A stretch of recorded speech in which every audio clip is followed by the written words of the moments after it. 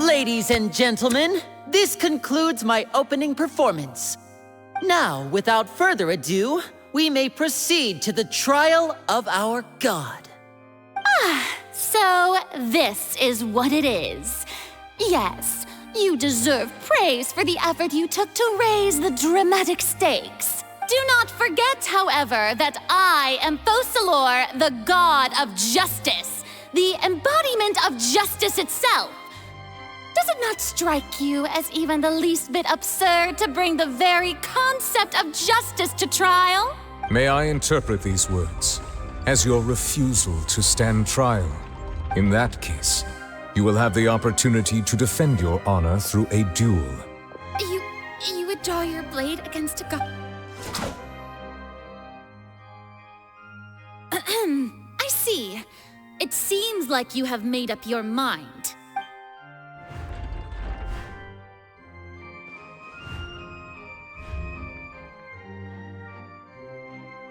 I can't believe it. She just surrendered. What the heck is going on? Did I just see an Archon surrender to a human? Wow, how utterly humiliating. Lady Farina, what is the meaning of this? Shh! It would seem that there has been a misunderstanding. To be clear, the raising of both hands is not always an indication of surrender. Looking for excuses again, huh? I raised my hands just now to indicate my acceptance of the trial. No duel shall be necessary. I will admit that I've been running away for a long time. I'm sorry, everyone. I was unable to protect the people of Poisson. It is my duty to stand trial for my crimes. You are not the only ones to be disappointed in me. I, too, am exceedingly disappointed in myself. But now, it is time for the Hydro Archon to show you her courage and resolve. I, Farina, will use this trial to show the world the true meaning of justice. This time, I will protect you. Applaud and rejoice. One of the most outrageous and fantastical arcs known to the opera epiclese is now unfolding before your eyes. Mark my words, this shall be one of the most exhilarating and brilliant shows ever to grace the stage of Fontaine. The trial of the Hydro Archon, Focalor, will now begin! Woohoo! Oh, now we're making history! Why does it feel like Farina just took over the whole thing? Like, come on! Didn't she just get forced to stand trial for her crimes? Also, even though she's still acting super dramatic, she is taking this seriously this time, right? All right, then. Who will be my opponent in this trial? The court asks the prosecutor to please take the stand. Is that so? Very well. Then please speak, witness of Tivat.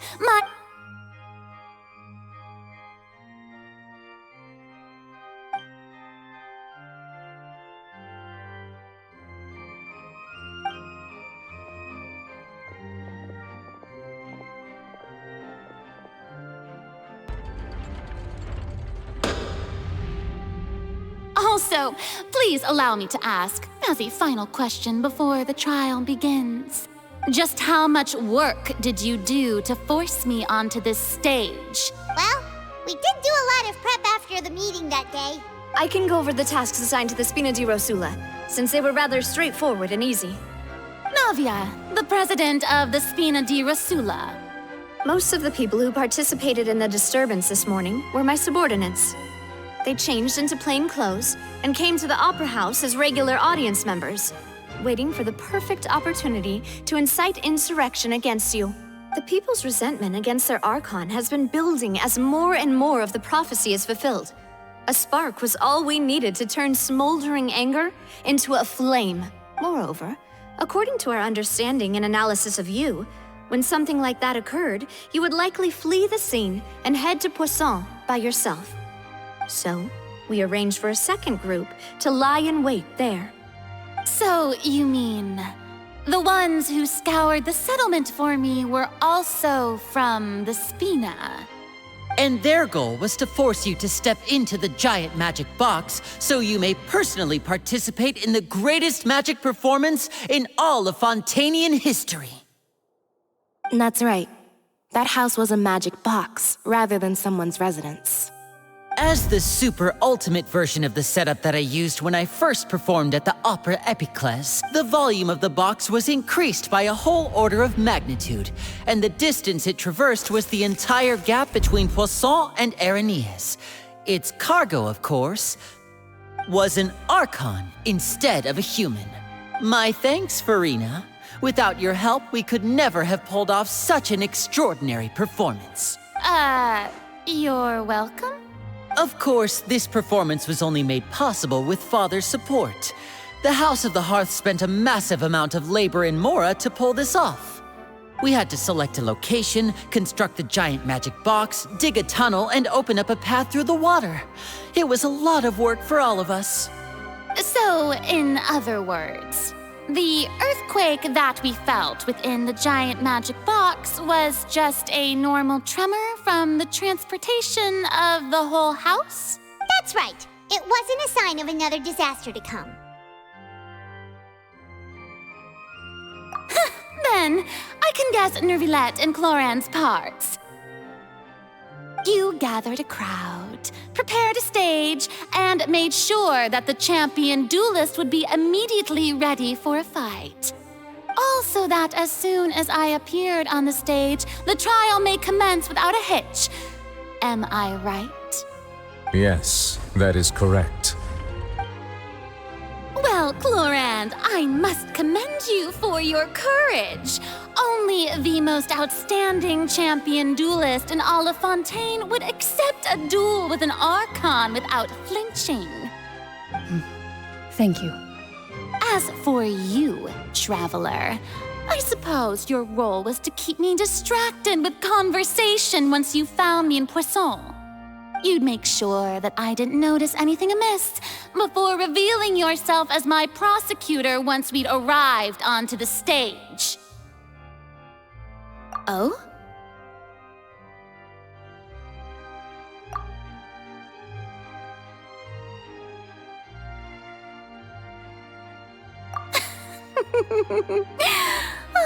Is that so? Then I suppose I must have missed my final chance. It's fine. It matters not. What's done is done. The stage is already set, so there's no reason to disappoint the audience. Let's see this trial through to the very end.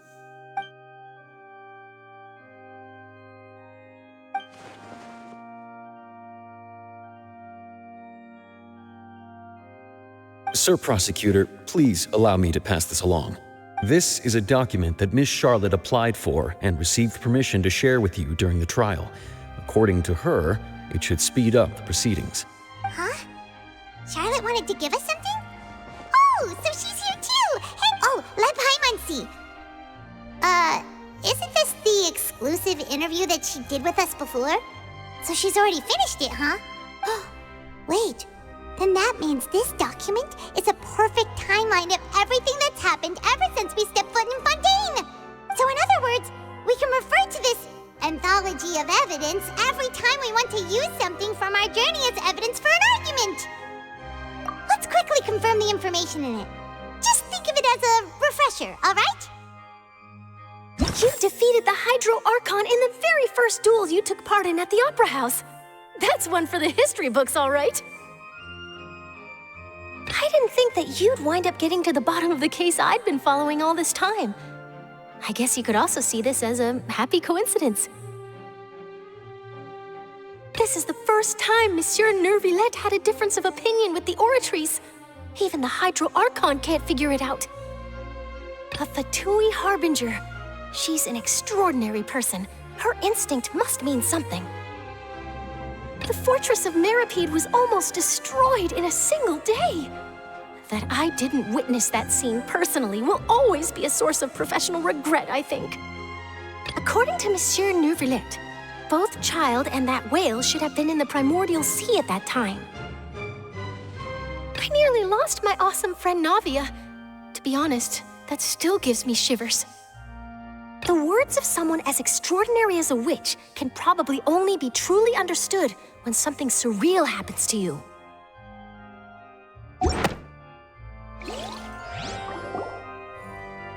The prosecution and the defense are both in position.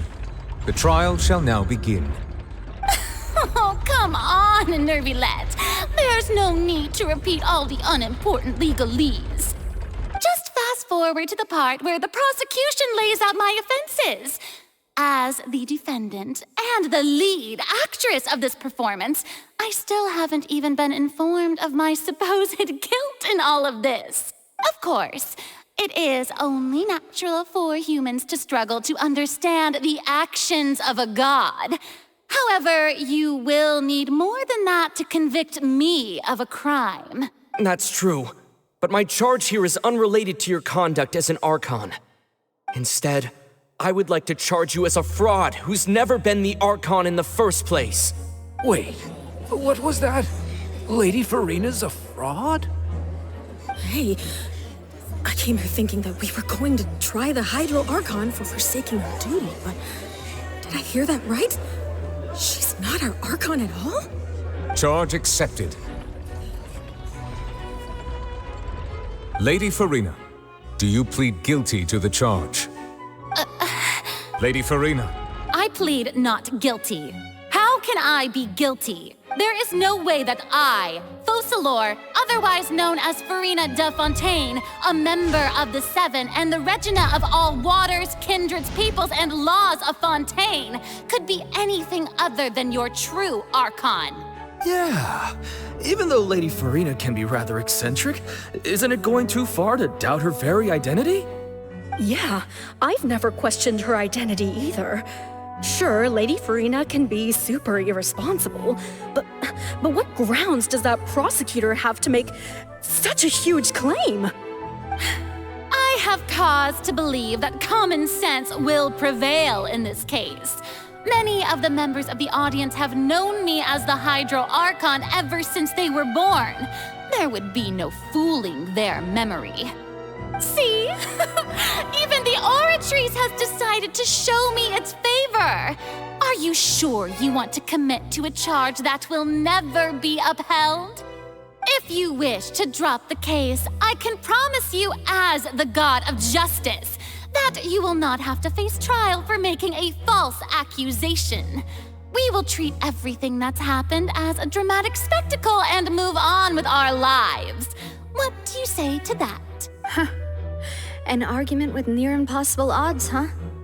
We have to not only refute Farina's claims, but also overturn the long-held beliefs of the people. Well, I tried to give you the chance to surrender. If you must persist, then let me ask. If you believe I'm not the Archon, then what manner of being do you think I am? And if I was not the Archon, then how did I manage to live for over 500 years?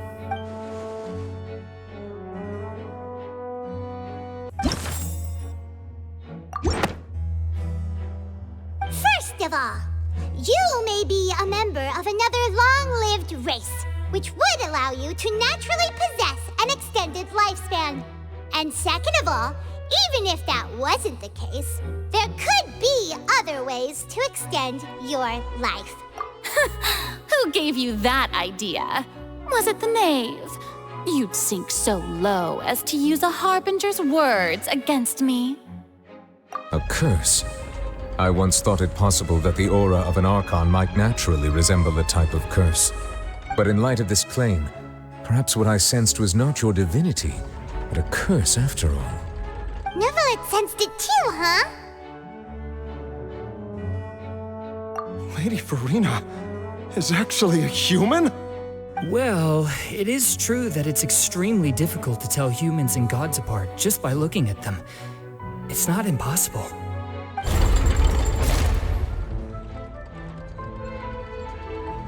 Well, don't start celebrating too early now. Even if I have been carrying a curse like you said, how does that prove that I am merely a human being? Besides, everyone knows that the main difference between a human and a god is the possession of authority. Gods can do what humans cannot.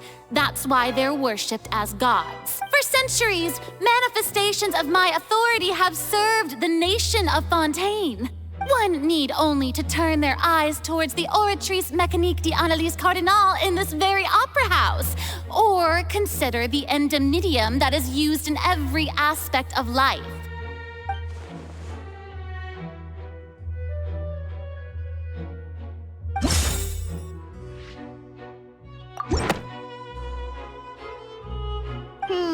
That doesn't sound right. Paimon doesn't think this clue can be used as compelling evidence to build our case.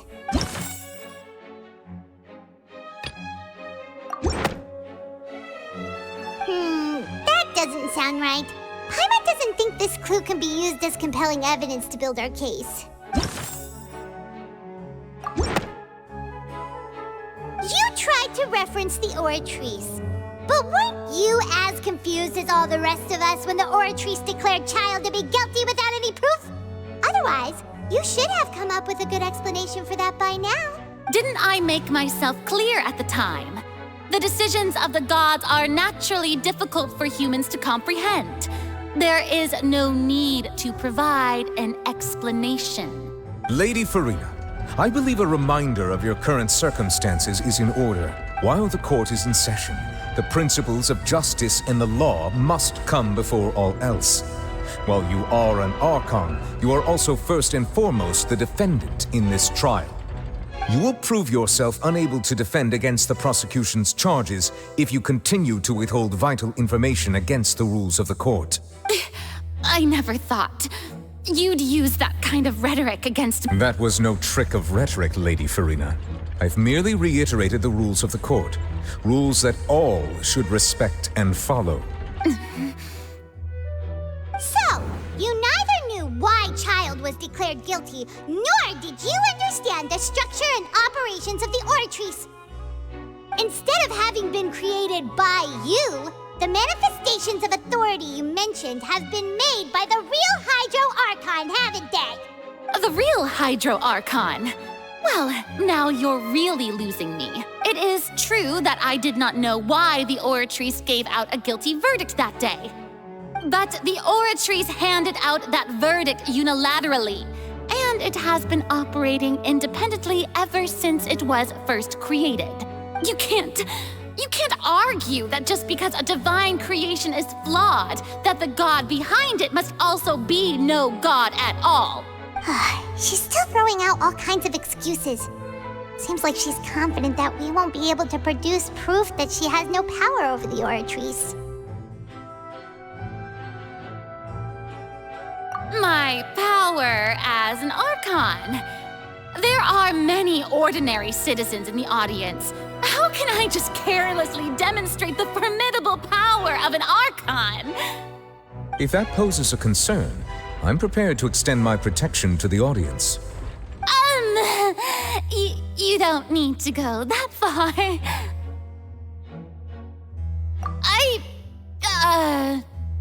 Aren't you the Hydro Archon?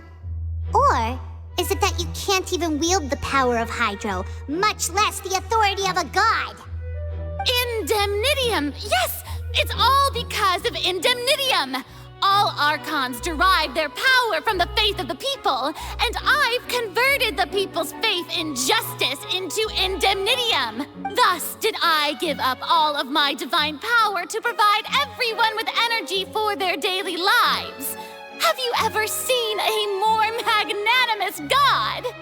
Isn't that a huge stretch? Yeah, no matter how generous an Archon can be, how could they give up all their power?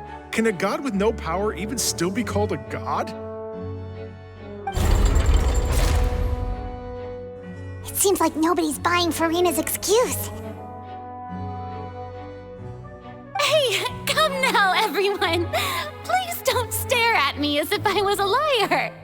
I'm still the same Furina you knew, right? The one that you loved. Shouldn't you want to believe in me? Please? You've got to believe me. If what the prosecutor said is true, she really has committed a grave offense. Did she deceive all of us? And all of our parents and grandparents too? And then all of our ancestors? Ever since they were born? Enough! That's enough. Tell me then, if I'm not the real Hydro Archon, then who is? If you have no evidence of another Hydro Archon's existence, nor can you find anyone who can back up their claim to be such, then what grounds have you to say that I'm not actually the real deal? Wow, she came up with yet another argument. How can we refute her now? Seems like she really doesn't want to give up.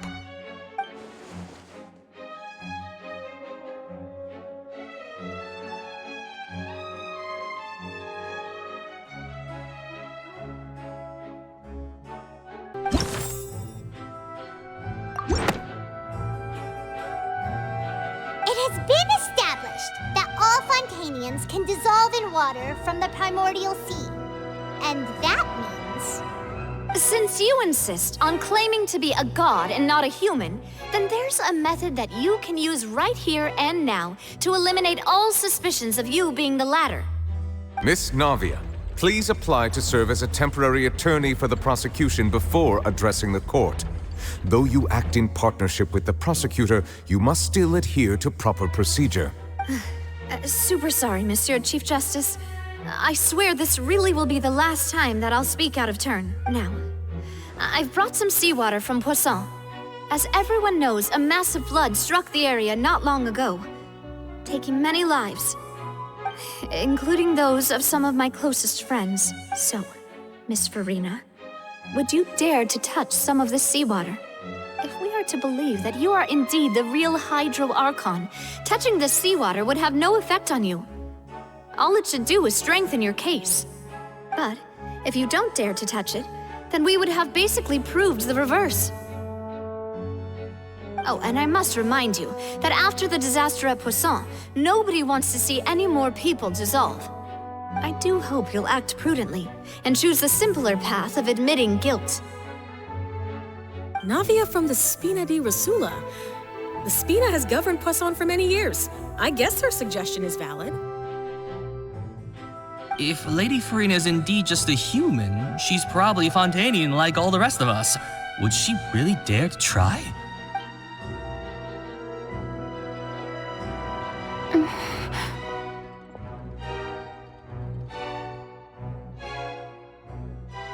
Lady Furina, this test has been unilaterally proposed by the prosecution. As it falls outside the realm of standard court proceedings, you possess the right to decline participation.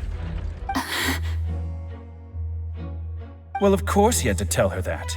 But refusing to participate is basically the same as a confession of guilt. She's just staring at the water without saying a single word. It really does seem like she's quite terrified of it. That could only mean... What's going on? Is she really planning to... that's not what we thought she would... Due to the inherent risk of the test, Lady Furina, you may... What? Hey!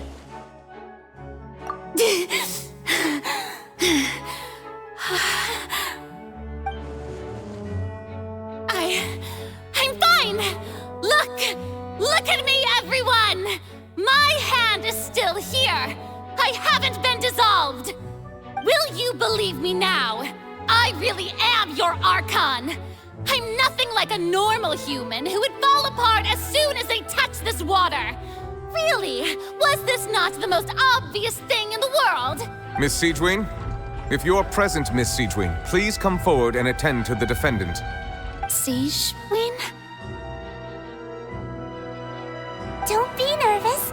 It'll just take a few seconds. Let me see.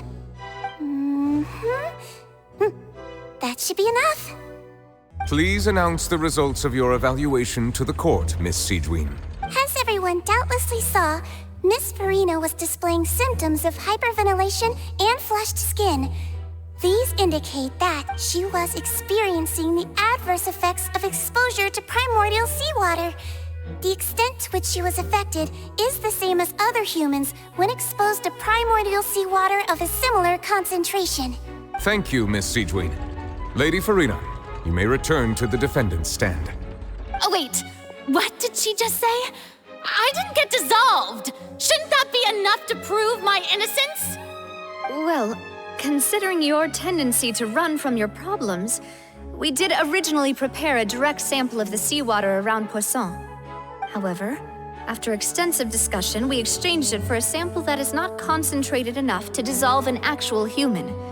After all, on the off chance that something entirely unexpected might occur, we don't want anyone else to lose their life to the sea. Yeah, so out of regard for Farina's life, you secured a low-concentration sample and asked the head nurse to serve as an expert witness. It's a great thing that the direct sample wasn't actually used. Farina could have... I can't believe... you...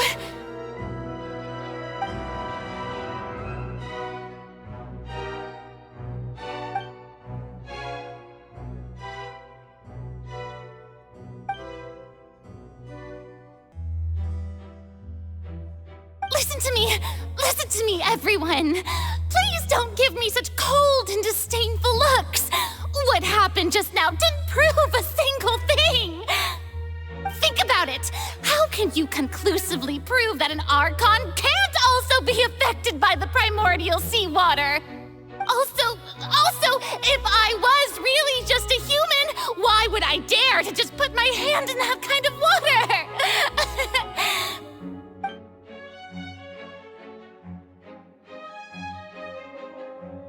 Please, anyone, just listen to me! I swear, I really am your Archon!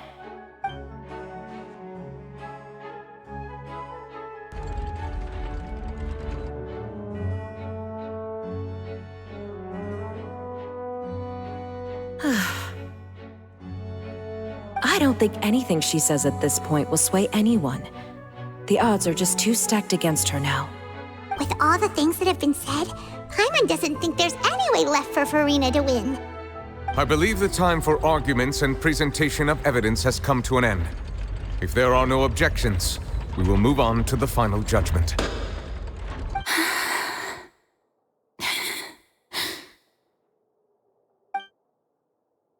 I don't think anything she says at this point will sway anyone. She's too stacked against her now.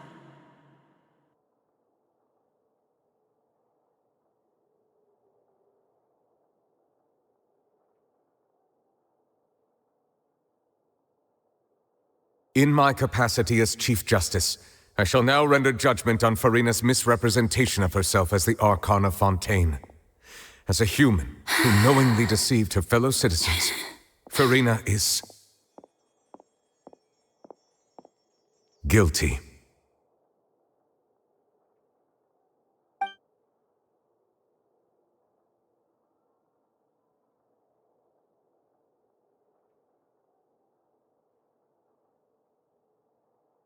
We shall now turn to the Oratrice Mécanique d'Analyse Cardinale to render the final verdict on the charges.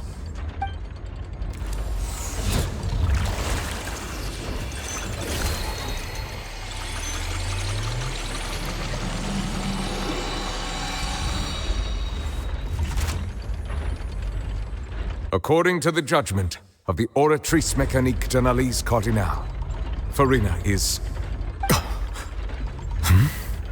Well, what's wrong? What's the Oratrice's verdict?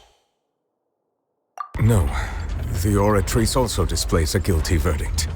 Isn't that correct then? However, the exact wording of the verdict is thus: the Hydro Archon, guilty, to be punished via the death sentence. The death sentence? That's actually one of the available sentences?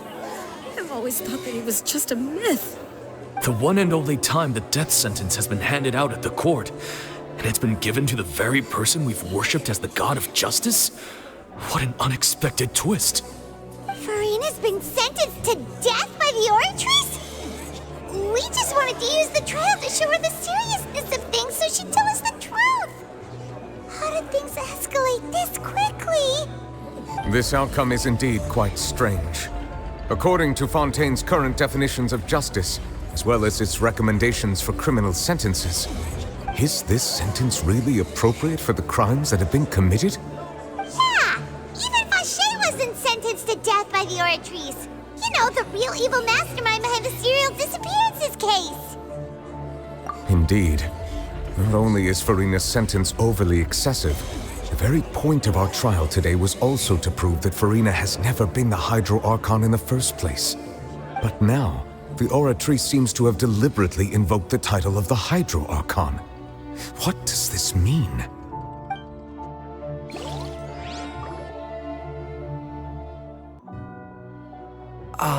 Excuse me, if I may interrupt. Is the trial still going? Fremine! You finally made it. I assume this means you've completed your mission? Mm-hmm. Any mission Father assigns to me will always be top priority. Is that the first prophecy slate? Huh. So the knave privately arranged for Fremine to try and find the missing slate. I looked everywhere and finally found it at the bottom of the sea. It took me a long time to get around some dangerous stretches of water. But has the trial already concluded? Then doesn't that mean I've come too late? Oh no. Father will be disappointed in me. Thank you for your hard work, Mr. Fremine. Please allow me to review the record left on the slate. Traveler, I believe that you have already seen the other existing slates, and would like you to come here and confirm their contents. Huh? So what do you see? What is it?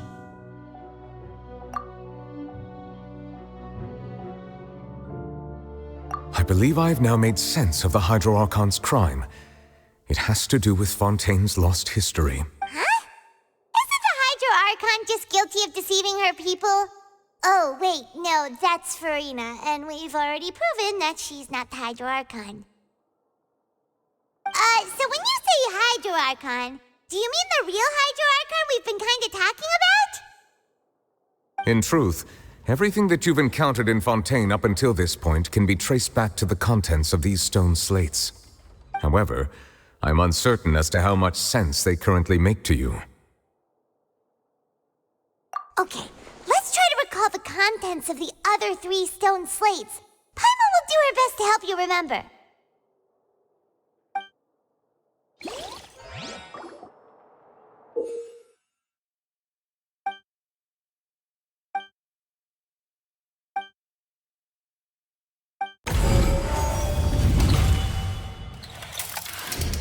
The first stone slate describes what you just said.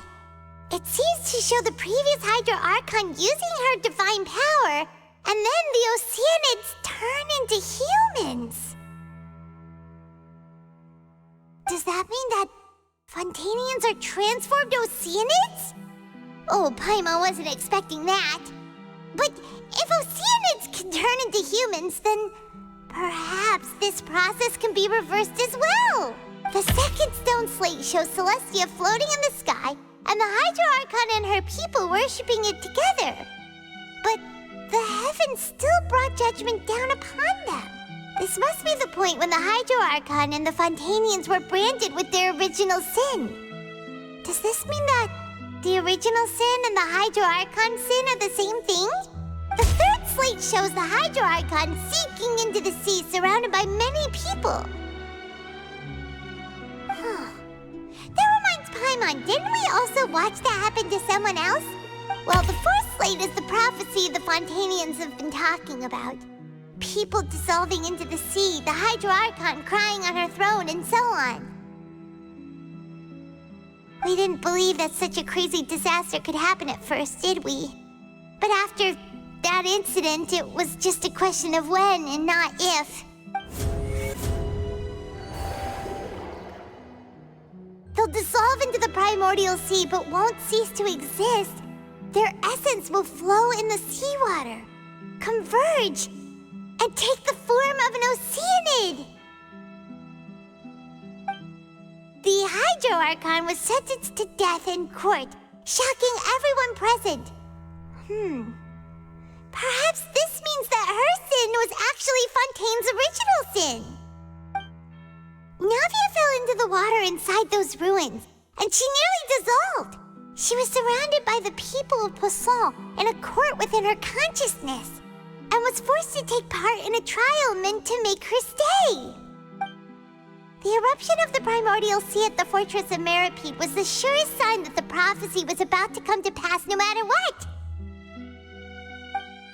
The stone slate's contents can all be verified by recent events. If we combine what we know together, loads of truths should come to light.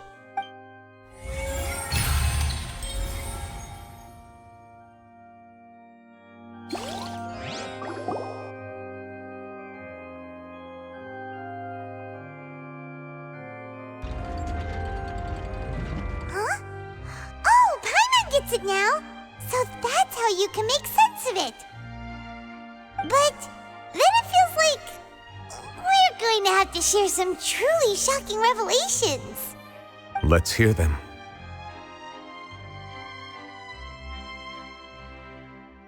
Incredible. Linny, did you hear that? We're not real humans.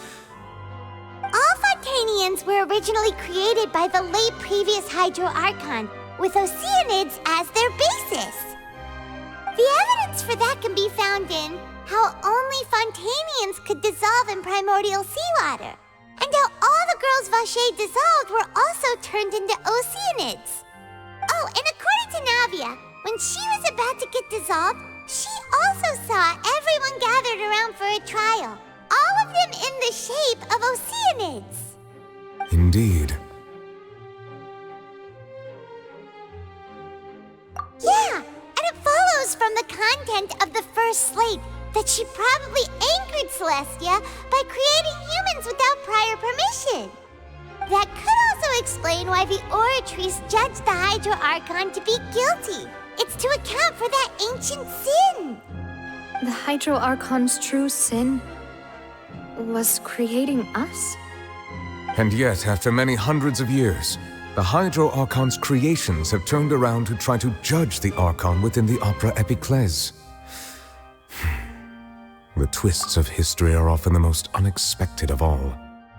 Yeah, isn't the image here just like when Navia fell into the sea? So wouldn't it be trying to show the image of the Hydro Archon also falling into the sea once the prophecy has been fulfilled in the fourth slate? In the end, the people will all be dissolved into the waters, and only the Hydro Archon will remain weeping on her throne. Only then will the sins of the people of Fontaine be washed away. Did Paimon get all that right? You've made some keen deductions. I must say, given how much you still don't know, it is impressive that you've already managed to connect so many pieces of the truth. However, while you were able to decode all the information on the slates, they've also been etched with an additional layer of hidden information using a different power source. When we were at the ruins, I tried to decipher the hidden information recorded in the slates. But since we only had 3 slates at the time, I was unable to come to a full conclusion. Now that the slate collection is complete, I shall make another attempt to decipher the narrative recorded within. If everything goes well, we should finally be informed of the unadulterated truth.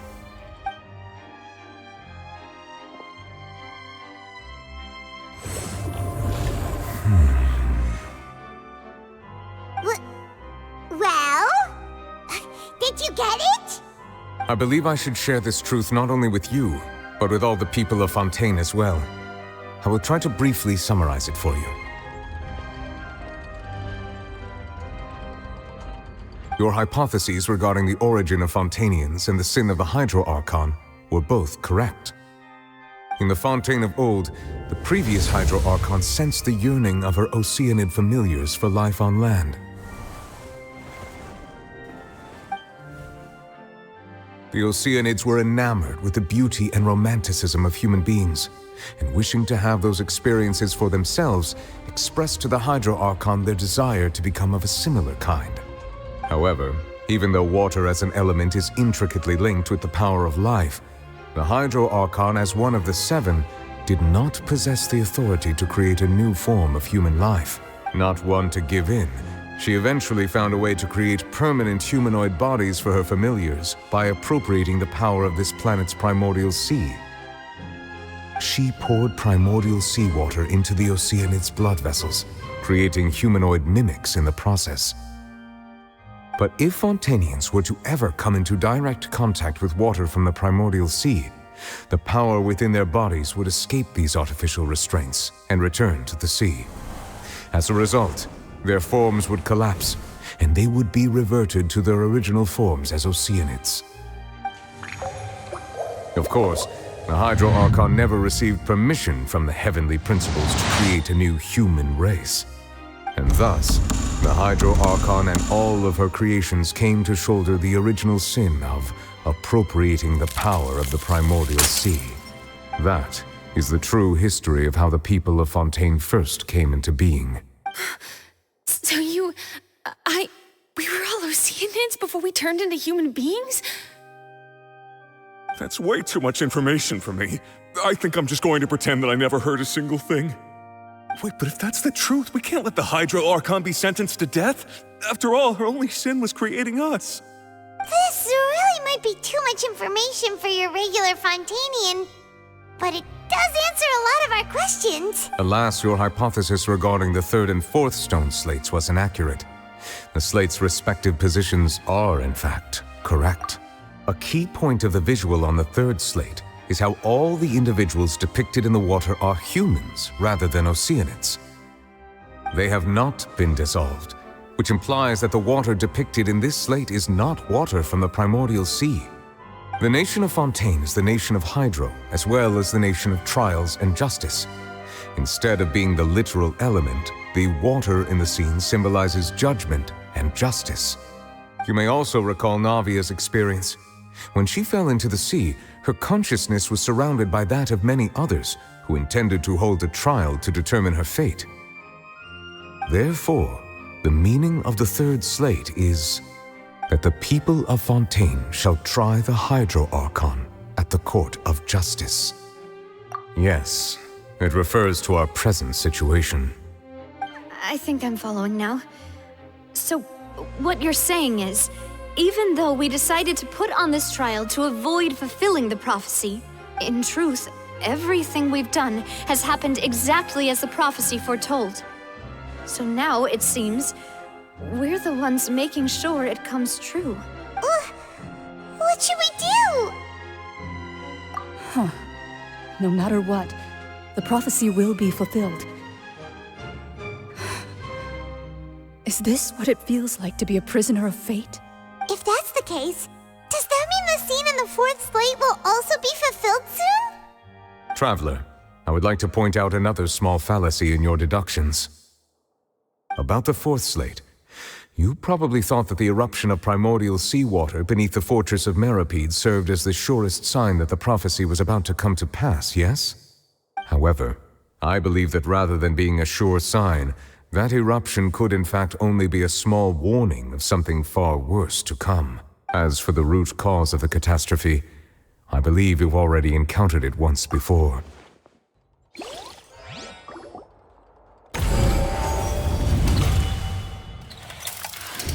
This eruption was just a small warning of the things to come.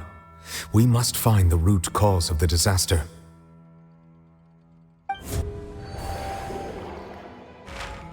If we're talking about a true culprit, that could only be that thing inside the primordial sea, right? The truth, the original sin, the trial, and the root cause of the disaster.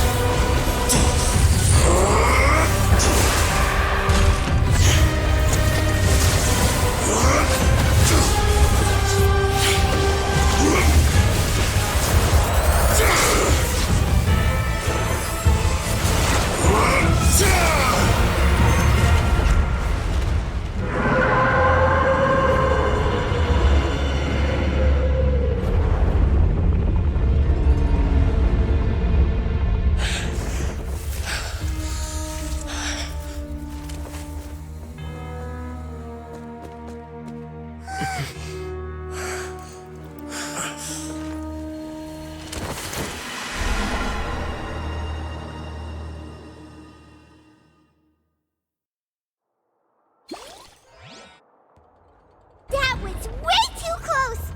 How did that thing just burst into the opera house? Wait, was that the huge whale you saw in your dream? So we've met it at last. I understand very well why it has chosen to make an appearance here. That whale does not belong to Teyvat. It is a monster that has traversed the stars, weeping all the while. It has been greedily consuming the energy from the planet's primordial sea, using it to grow. That is the main cause for the rising sea levels. And once it has finished consuming all of the energy contained within the sea, its next step will be... You said that when the Hydro Archon first created Fontainians out of Oceanids, she filled their blood vessels with primordial seawater. Precisely. That whale finds the blood of Fontainians nigh impossible to resist. Therefore, when it left the primordial sea, it decided to make its next stop a packed opera house full of food. Food in the form of Fontainians. We just barely managed to push it back, right? In that case, won't it come back to target the people again once it's managed to recover its strength? That is correct. Indeed, it is more accurate to say that we should thank that Harbinger for buying us some time. From the way he looked, he must have been fighting the creature for quite a long time. That battle maniac. We've always known that he had a special connection with that whale, but we definitely didn't expect it to help us out like this. Anyway, now that we know that this whale is the actual cause of the disaster recorded in the prophecy, all we need to do to stop the prophecy would be to find a way to beat it up, right? It is too late. It had already absorbed too much of the primordial sea's energy before we could notice it. At this point, it has become practically integrated with the sea itself. Even if the entirety of Teyvat were to be destroyed, it could still survive and swim off towards some other world. That's not something I will accept. We've already done everything we can, and we even found the true culprit. We've come so far. You can't just tell me that the last hurdle is some impossible foe. Indeed, that's not how a grand performance should end. I'll fight it to the end, no matter what. So the prophecy will be fulfilled no matter what, huh?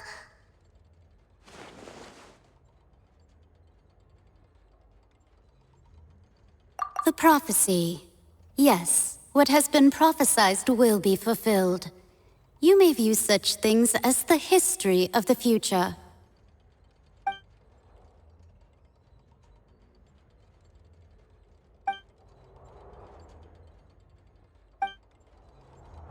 Just as prophecies are usually only the future as seen from the perspectives of the gods, could things be happening in hidden corners where the gods' gaze does not fall? Ultimately, fate shall serve as your only guide, no matter what will happen in Tevat's future. All you need to do is to play your part.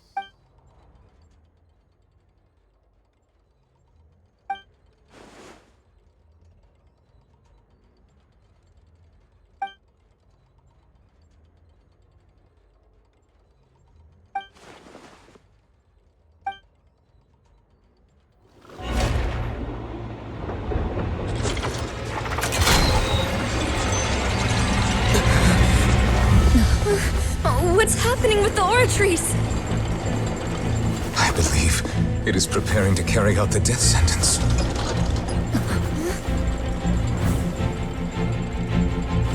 Farina!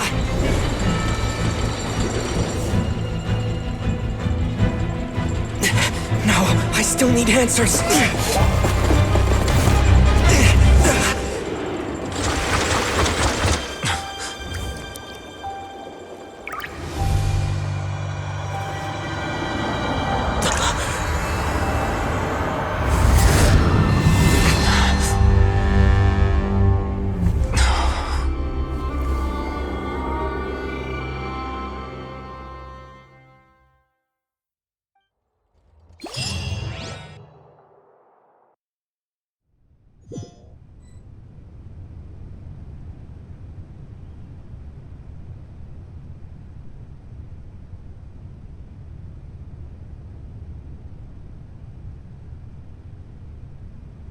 You...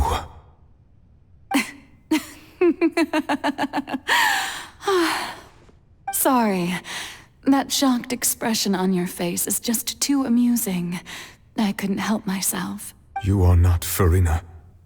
Who are you? The sweet sound of bewilderment. Marvelous. A sure sign that my attempt to deceive everyone was a resounding success. But to answer your question, I am Focalor. You know, the god. Focalor? Why did you deceive us? Oh, that wasn't my goal, of course. Goodness, no. But I had to fool everyone else too, if I was to stand any chance of deceiving the heavenly principles. Deceiving the heavenly principles? It's all because of that pernicious prophecy. Dreadful, wasn't it? Everyone doomed to dissolve. Fontaine condemned to be flooded. One was not amused. In fact, one was positively bemused when that problem was thrust upon me by my dearest predecessor. That's the former Hydro Archon Egeria for the uninitiated. It hardly gets more disastrous than a preordained national catastrophe, now does it? She knew full well that the prophecy would surely come to pass. And as one of the seven, she also knew full well that one defies the heavenly principles at one's peril. So yes, as you have no doubt surmised, it was a rather impossible situation that I found myself in. I spent a terribly long time mulling it over, alone on the ocean floor. And I was almost growing barnacles by the time I finally realized there was only one possible solution to this confounding conundrum. I had to outwit the heavenly principles, allow the prophecy to be fulfilled, ostensibly at least, while saving everyone at the same time. I'm a genius, I know. I can only assume that's why Egeria chose me as her successor. Although, looking back now, it was hardly the inheritance one dreams of. Between the task of saving the nation, the quotidian duties of the Hydro Archon, And not to mention the original sin of creating a new race of humans. I dare say she left me quite a colossal mess to clean up. But one can only play the hand one is dealt. I did not choose this, any more than I chose to be one of her Oceanid familiars. So you were also once one of the Oceanids, transformed into a human by Egeria's hand. Yes, I was. I always dreamed of becoming human. And I still do, even now. In my eyes, to be human is to be part of the greatest opera ever known. After becoming a god, I separated my divinity from my body and spirit, leaving behind only a self that was as naive and bewildered as my past self on her first day as a human being. The me you see before you now is that divinity. And the human counterpart I left behind, I named Farina. She could feel joy, sorrow, and everything in between. She could be as vain and conceited, or as meek and vulnerable as she wished. Her strengths were of a kind only a human could possess, as were her shortcomings. But in my eyes, Farina's humanity was what made her perfect. She was perfectly human in every way. The person I always wanted to be. Anyway, so then I cursed her. All part of the plan, of course. The plan to deceive the heavenly principles. Do you still remember the final scene of the prophecy?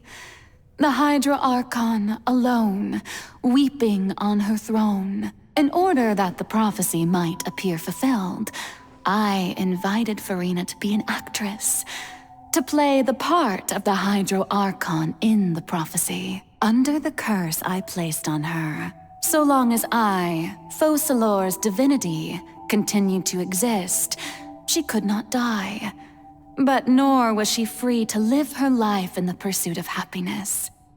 Instead, she was forced to take the stage in the opera house, to embrace the role of leading lady, to forever play the part of the god from the prophecy, all to create a deceitful appearance of that prophecy coming to pass. I suppose now you probably understand why your court is called the Opera Epiclese. But Farina is only human, isn't she?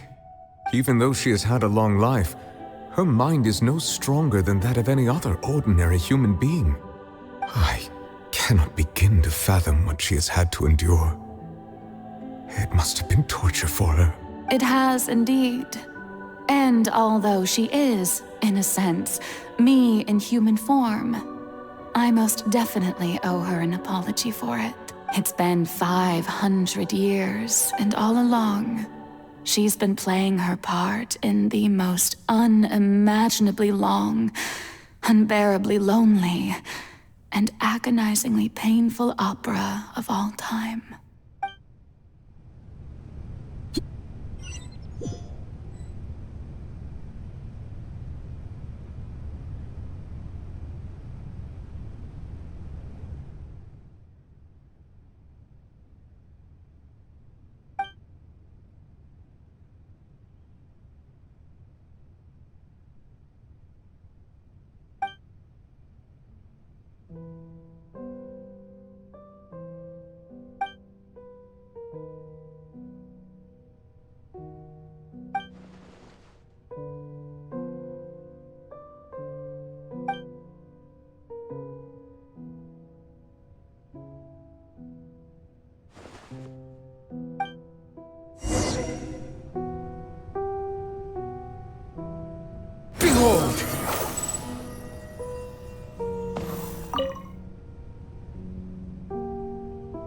Oh, who permitted you to come onto the stage? Now, I understand your admiration for my august self, but I must ask you to keep to the rules. All right. It is not my intent to reprimand you. There is no need to state your name. Just be off with you. Do not distract me from my performance. Oh, do not jest. Can you not feel it? I am Focalor. The eyes of countless Fontainians are upon me. I must, at all times, display the utmost elegance and nobility.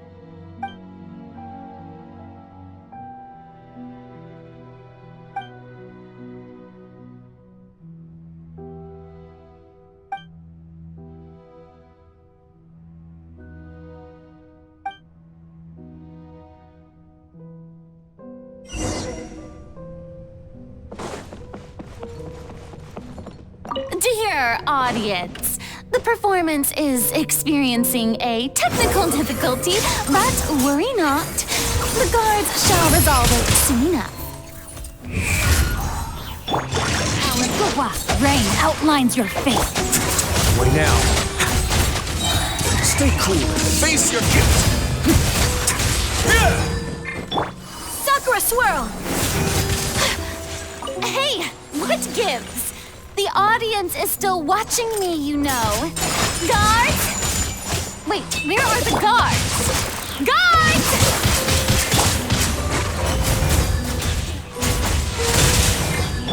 Wretched vermin! Behold!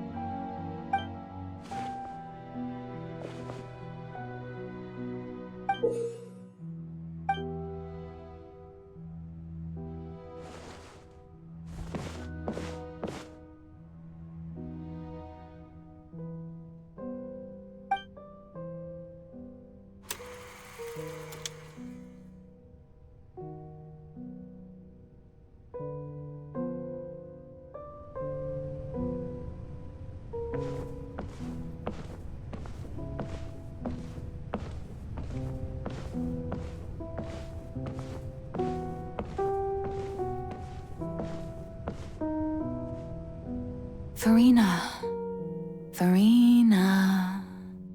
Huh? Who's that? Who's calling me? Where are you? Be not nervous. Be not afraid. I am before you. Wait a moment. You're near me? How can this be? Mirror you, huh? You know what? That's not bad. Let's go with that. Mirror me? What do you wish to say? The prophecy. Have you heard of it? What prophecy? Wait. I know. I think. I don't know why, but it's in my head somehow. The people will all be dissolved into the waters, and only the Hydro Archon will remain, weeping on her throne. Only then will the sins of the people of Fontaine be washed away. Oh, very good. You know it well. What's going on? I can't seem to remember anything clearly. The only thing I know for sure is this prophecy. Will it really come to pass? Yes, it will. And that is why I've come to you. Disaster will come to Fontaine sooner or later. Things will develop just as the prophecy declared. There is no escaping it. But doesn't that mean everyone will die? I'm a Fontainian just like them. Will I dissolve too? Oh, don't worry. Magical meetings exist in this world precisely to give people a chance to turn things around. It is the reason why you met me today. I will tell you how to save everyone, but you may have to suffer somewhat. Oh, so there's still hope after all. goodness, you frightened me. You spoke so much and with so much certainty. As for the suffering, well, I will admit that the first thing that came to mind was, why do I have to be the one to suffer? But if the prophecy will come true, I'll also die anyway, right? So if I've already met you as my magical meeting in this world, if there were scales, with all the people of Fontaine on one side and my pain on the other, is it not obvious where the scales should tilt? You truly are the perfect human, my ideal. I suppose this would also be the justice that belongs to you. Huh? Don't worry, it's nothing. Listen well. Fontaine has just lost its Hydro Archon. I need you to play a role, that of the new Archon. Play as a god? That's right. You must begin a never-ending masquerade. You must never let anyone suspect your identity. If you can keep it up, then I shall have my way of defying this prophecy. But should your identity be revealed, then all hope will be lost. But how will I do this? A human assuming the role of a god without being exposed. Don't worry. What you must do is not to turn yourself into a real god. You simply need to play the role of a god as humans imagine them to be. Being a human yourself, I'm sure you already know what such an entity would be like. Remember, your true challenge will not be pursuing divinity, but contending against humanity. I'm still not sure I understand, but I'll try. I'll try to do this. So, how long am I going to have to play this role? To accomplish this mission, you will have to stay on the stage for many, many years. You will endure and not grow old until your task ends. But I promise you, all will eventually end in a magnificent and dramatic trial, and everyone will be saved. A trial, huh? How exciting. I'll be looking forward to it.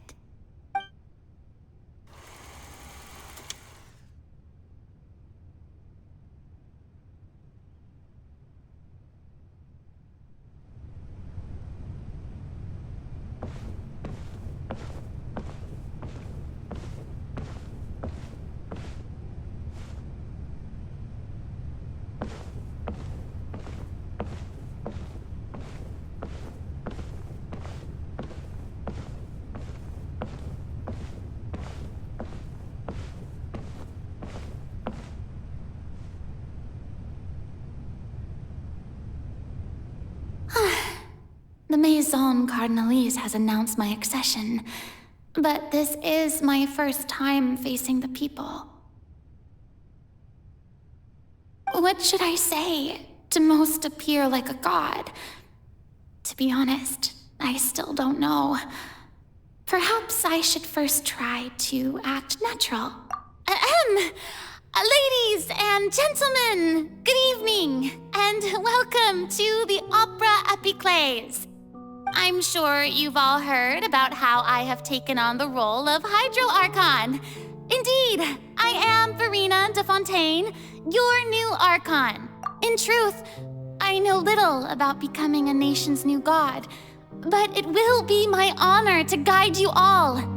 As the god Focalor, the god of justice, I shall do all within my power to lead you into an age of fairness and justice. Once again, thank you all for coming. If you should have any questions or suggestions, please send them to the Maison Cardinalise. The future of Fontaine will require us to work together, after all. This should do it. I thought I might stammer, but thankfully, I was able to convey my thoughts just fine.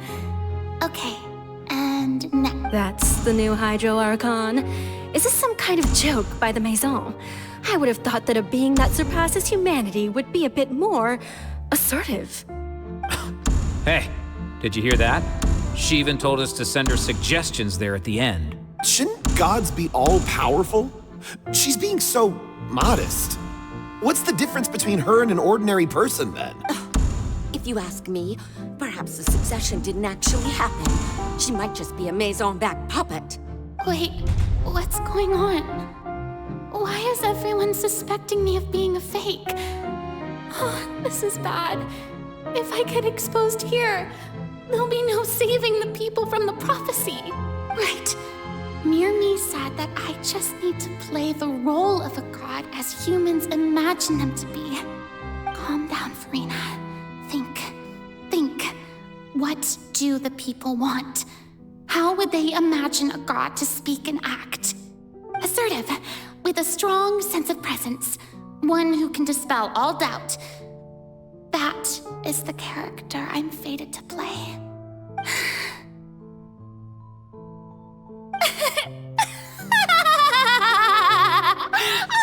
Oh, very good, my people. Only ones such as you are deserving of my rule. Now, I was wondering if some weak puppet were to one day come onto the stage and claim ownership of this opera house, would the children of Fontaine follow them? Well, it seems that you would all see right through them. Having passed my test, you are qualified to witness wondrous trials alongside my august self, here in this opera house. You may consider my previous act a door gift of sorts. I thought it was a debut that suited the atmosphere. Now then, let us be reintroduced. Ah, so that was just a performance. How could I have forgotten that we were inside an opera house? Her personality? It's quite shocking, to be honest, but I suppose it's a better look than before. Such a fascinating and bold deity. How wonderful! Our future may yet be bright after all. It seems I've turned them around.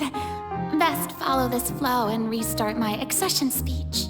My dear people, whether you acknowledge me or not, whether you trust me or nay, I say to you, keep faith in your ardor for justice. We have heard it said that this nation's sins can no longer be washed away. Well, I say that justice is most fragrant when it blooms amid sin. The scales of justice should not weigh heavy in the hands of its God. On one side, it must carry fairness and justice. And on the other, praise and applause. May law be the prayer on our lips. May judgment be our worship. Let us light the fires and drink to the future of Fontaine! No, this won't work. They'll suspect me again. I must play the role that they want me to play. There is no trouble in this world that justice cannot solve. All that is needed is for you, my people, to believe in it, heart and soul. So long as I, the Archon Focalor, stand within the Opera Epiclese, so long as I stand before the Oratrice, I shall even judge the gods of this world!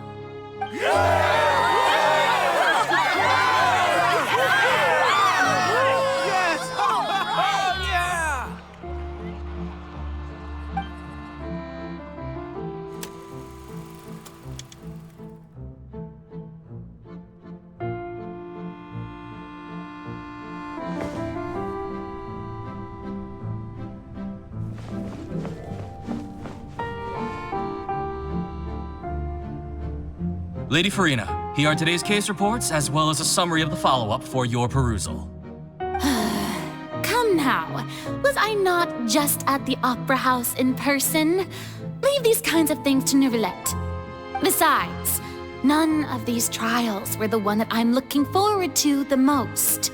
If I may be so impertinent, what kind of trial are you truly looking forward to? A magnificent, dramatic, and wondrous trial. A trial to end all things. How could you hope to understand? That's true. I fear I lack the ability to grasp your divine thought, Lady Archon. No need for fright, and do not take what I said before too seriously. Go now, do your duties. The trial I await. It will come one day.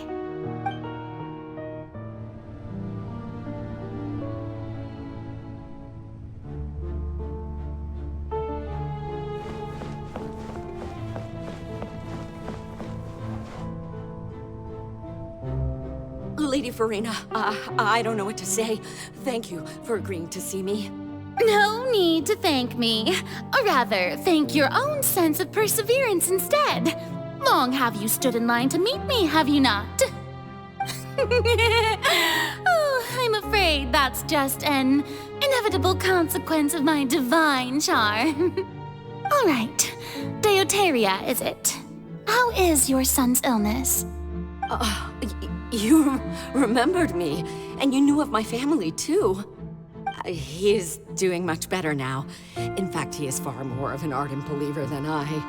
He was the one who forced me to seek an audience with you, and to bring your words back to him. Oh, good. Very good. If this should happen again in the future, please do not hesitate to come and tell me. Going down to citizens' homes every so often, while not usual practice, should serve as a fine change of pace. You're such a gentle and wise God. Thank you once again, on behalf of my son.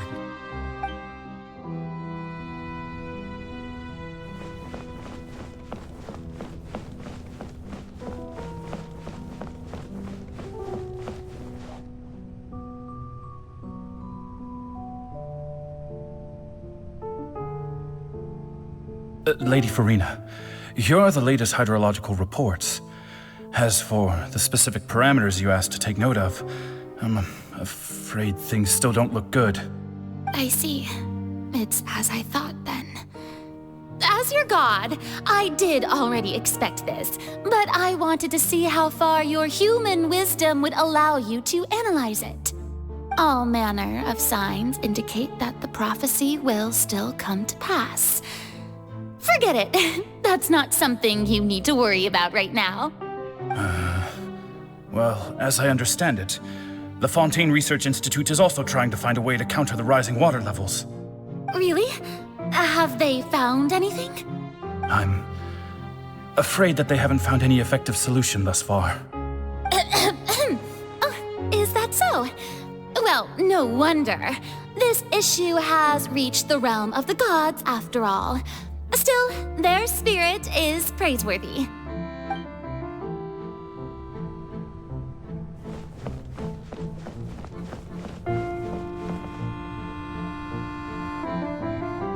The day is finally over. I haven't had a moment to breathe this whole time. But it's good to see that everything's getting on track. There are no longer any voices of suspicion.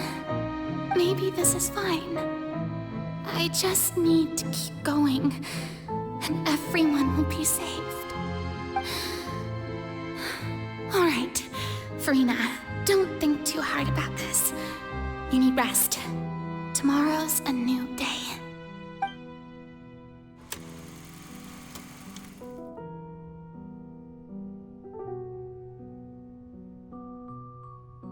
Lady Farina, here are the new trial reports for the latest cases, as well as a summary of the follow-up. There'll be no need for that. I've seen them already. There's no need to go back over scenes I've witnessed in person before. Lady Farina, I've waited so long for this chance to see you in this manner. Indeed, my dear, loyal citizen. This joyous moment is an honor for us both.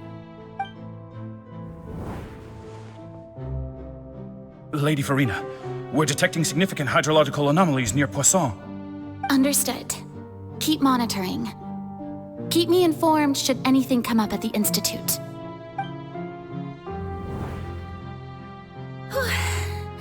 I don't think I let anything slip today. I must show the people that there is nothing to worry about. I just don't know when these days will end. I feel utterly exhausted. Best to rest early today, too.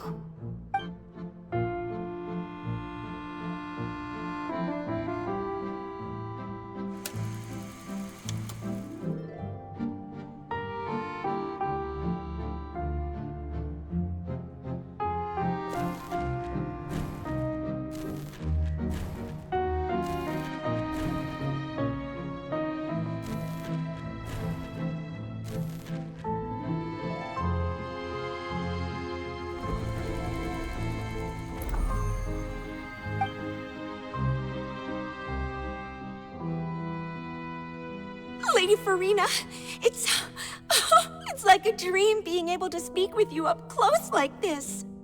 I've heard that the first member of our family who was honored to receive an audience with you was Madame Deoteria, almost 20 generations ago.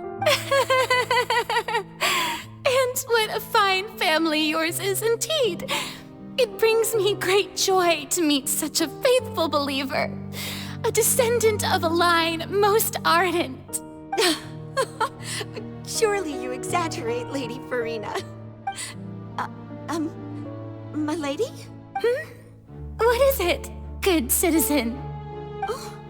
Oh, are you crying?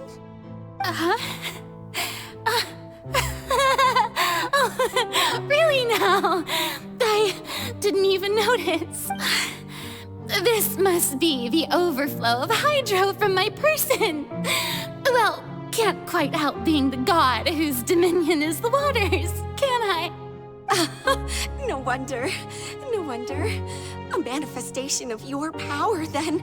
Oh, Archon, I am honored to have witnessed it. Honored indeed.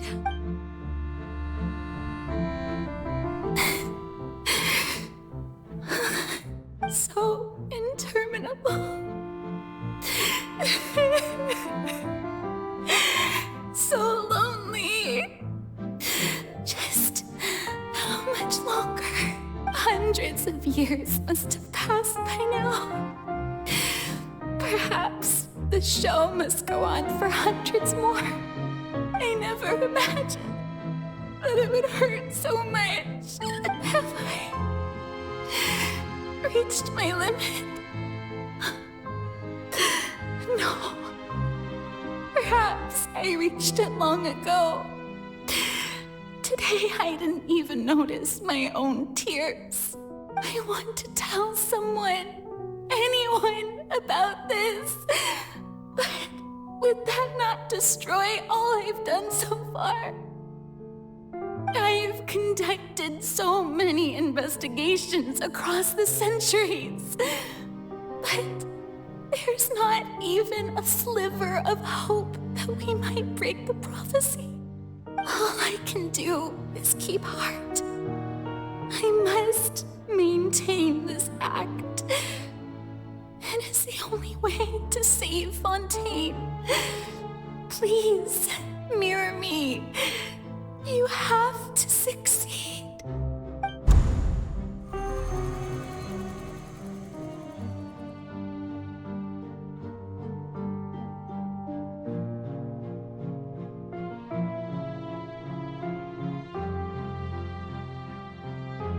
Farina, you don't have to shoulder this burden alone. Although I don't know what you might be keeping from everyone, your people are more than willing to share your burden with you.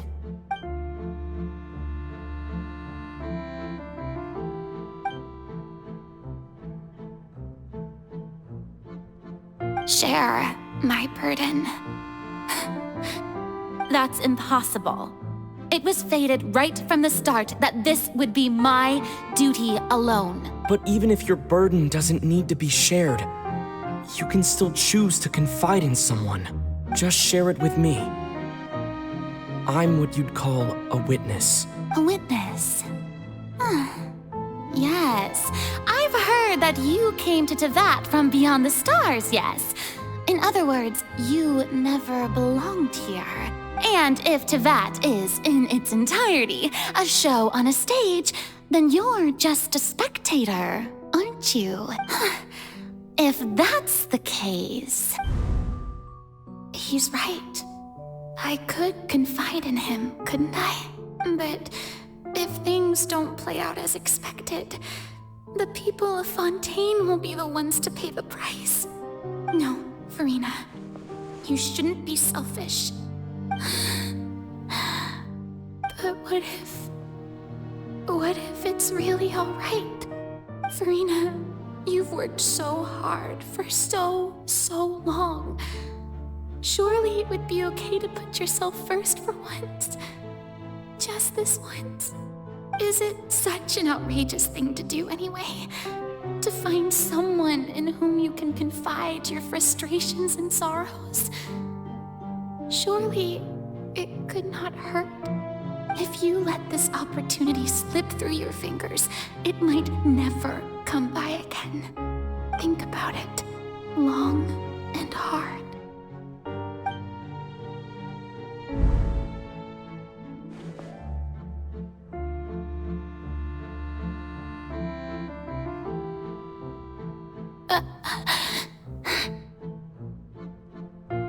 No, I have nothing to say.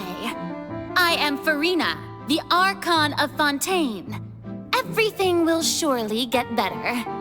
All you need to do, dear spectator, is to witness my performance until the curtains fall.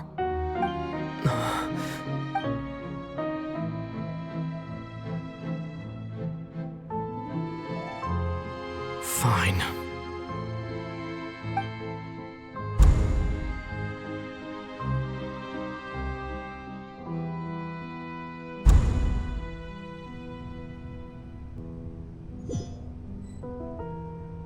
So even Farina doesn't know the truth? You've never once let her in on the full plan? Yes, it had to be done. To deceive the heavenly principles, you must first deceive yourself. She did very well. If she had let her resolve falter even once in these 5 centuries, Fontaine would have been doomed to the most tragic fate. It seems that trusting humanity was the right decision after all. I believe that I understand how your deception works, but that is only half the truth, is it not? How would you build on this foundation to save the people of Fontaine? That is the most important thing. Ah, good. Of course, the Iudex of Fontaine has pinpointed the crux of the issue. I'm sure you've long sensed that the Oratrice is no simple machine, yes? I've always suspected that it had its own consciousness, and Lenny did mention that he heard a human voice within the core chamber. It now seems that that person was you, hidden within the machine all along. And then I became one with the Oratrice, taking Fontaine's gnosis with me.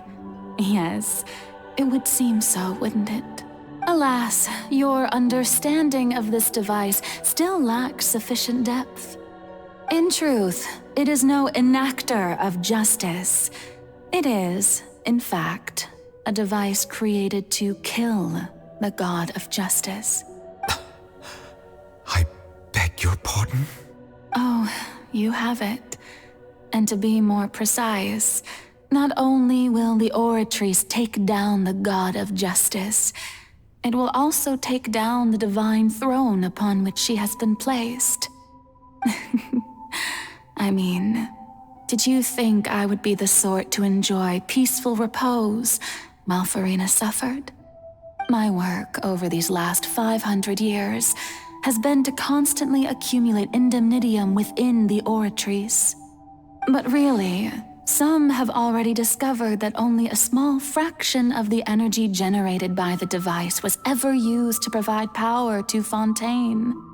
The vast majority had to be, accumulated to enact this death sentence. It was all part of your plan, then? Both the trial and the sentence? Indeed. This power, accrued over 5 centuries, could have sustained Fontainians for millennia had it only been used for that purpose. Almost all of it has now been stored within the oratories. But only power of this magnitude could hope to destroy the Hydro Archon's divine throne, shaking the rules established by Celestia and breaking through the institution that is the Seven. So the Oratrice's call for death was for neither Farina nor Focalor, but for the Hydro Archon. The destruction of that divine throne. If I do not misunderstand your intent, you must be... Returning what's rightfully yours to you, of course. In other words, this was all done to return the authority of the Hydro Archon to the Hydro Dragon of this planet. But...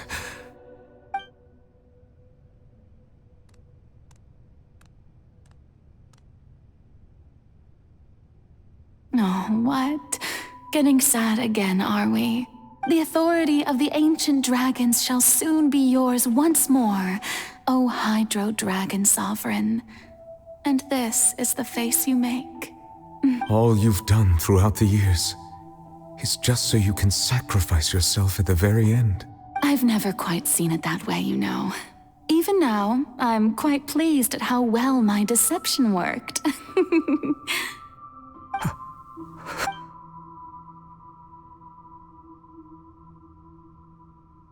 Hydro Dragon, don't cry. I must say, had it been within my rights, I would have loved to judge the heavenly principles themselves.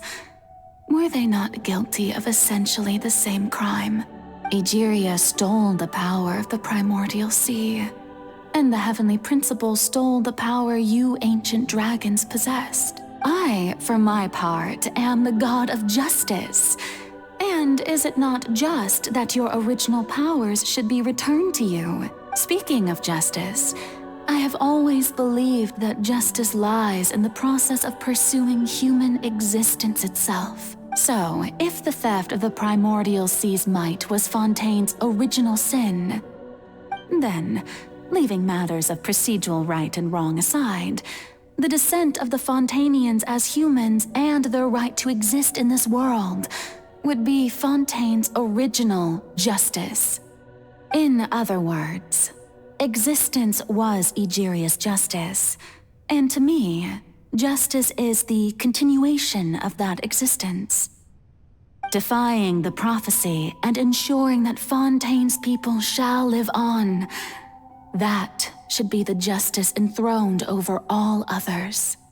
At this point, we, whether it be myself or all other Fontainians, have shouldered the burden of this sin for far too long. Iudex Nervillet, the highest judge in our land, when you regain your full power as an elemental sovereign, what verdict shall you pass upon us? So when I was invited to the court of Fontaine to serve as Iudex, I see now that that was your idea too. At last, I now understand the true purpose behind this position. In the beginning, I was uninterested in human existence. But these 5 centuries of living alongside them have gradually brought about mutual understanding between us. And I have even attempted to feel as they feel. You are a devious one, Focalor. Things being as they are, surely you know that I could never declare them to be guilty.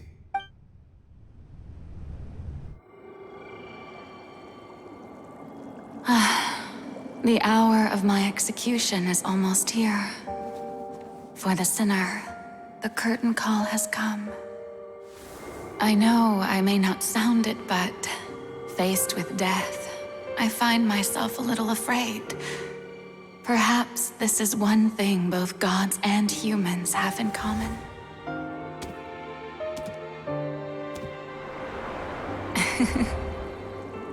Farewell, Nervalette. I hope you've enjoyed the part you played these 500 years.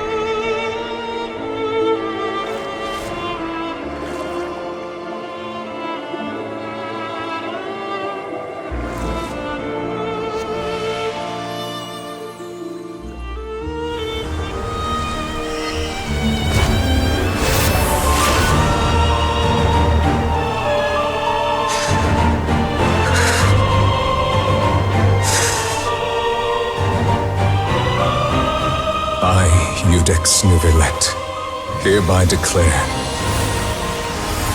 people of Fontaine, your sins are forgiven.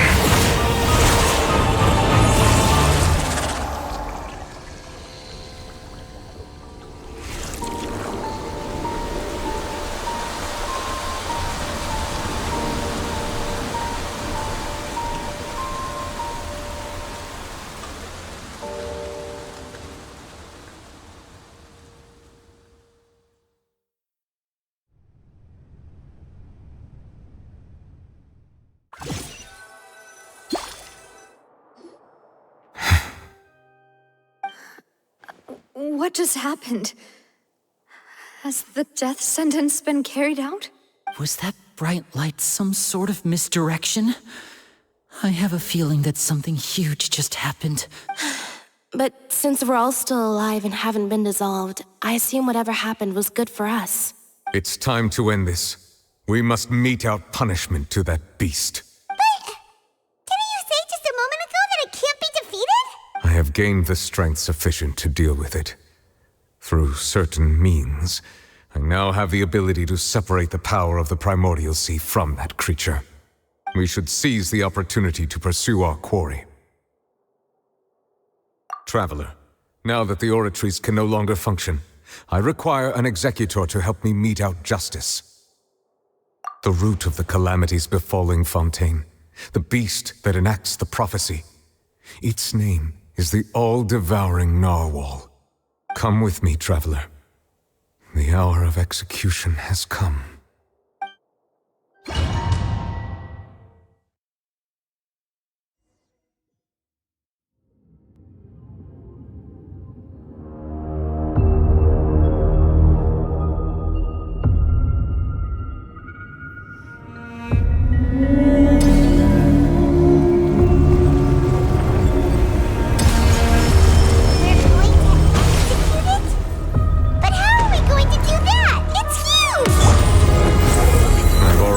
Best to separate them.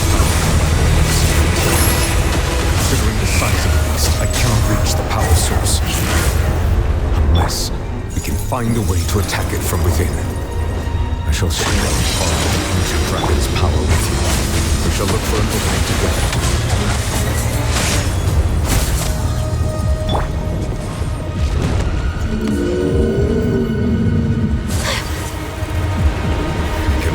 Sorrow turning into hostility. Now, Squall and Fury.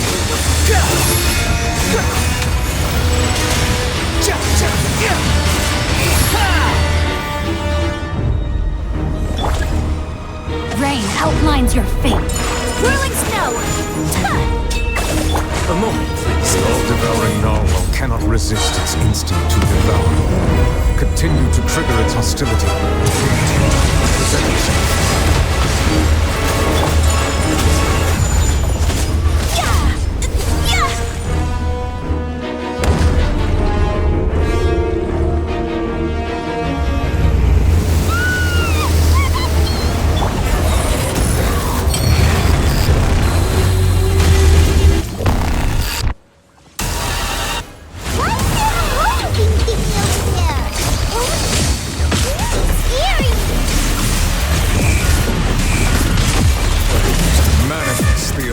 Of the ancient dragons.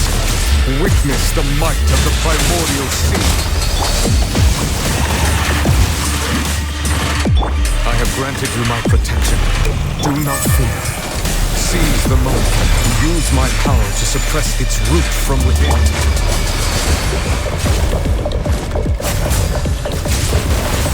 Witness the power of Gua. My opponent! Swollen Fury!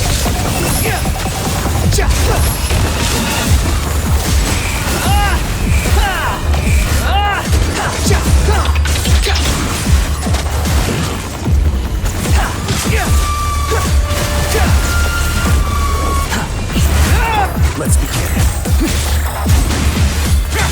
Time to... Wretched vermin! Whirling snow! No, my sword! A moment, please. Have a safe trip.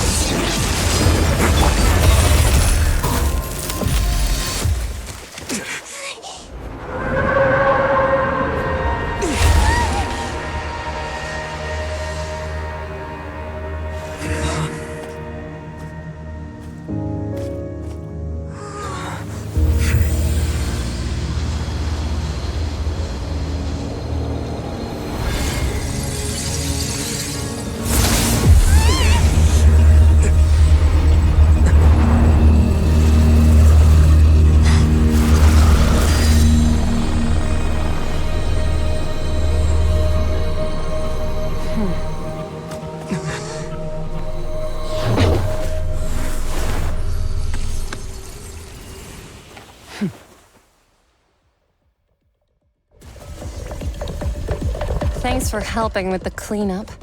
It should have been my job, but... oh well. It was just supposed to be a short private training session for me. I didn't think that my disciple and my master's pet would start brawling in the meantime. Well, actually, I had a feeling that it would happen at some point, but they bumped into one another earlier than I thought. What a... That power. Who are you exactly? Paimon has an idea. From what she said earlier, she must be Child's master. Skirk, right? It's just that he gave us the impression that she was the less talkative person. I simply did not have anything to say to the weak. But you, on the other hand, managed to defeat the all-devouring narwhal without using power from beyond this world, so you may speak to me as equals. I have to agree. It's a strange use of a planet's primordial waters just to raise an all-devouring narwhal. That kind of power is wasted on it. It's not cooperative, it eats too much, and I have more important things to do with my time than pet sitting. The only thing that creature has going for it is its looks. All in all, it fails as a pet. Miss Skirk? I think you might have missed the point. The point being?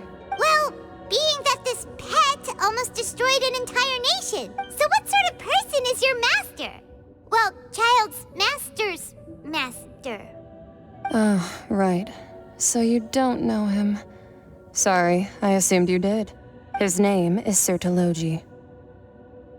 Huh? I am unfamiliar with that. Huh. So Master isn't sufficiently famous. How should I describe him then? Have you heard of the name The Fowl? The Fowl? Still nothing? Well, how about the Visionary? Vetterfulnir, then? Or Gold Rhindaughter? Ooh, that one we've heard! Rhindaughter's part of the Hexen Circle. She's Albedo's mom, right? Oh, so you do know that name.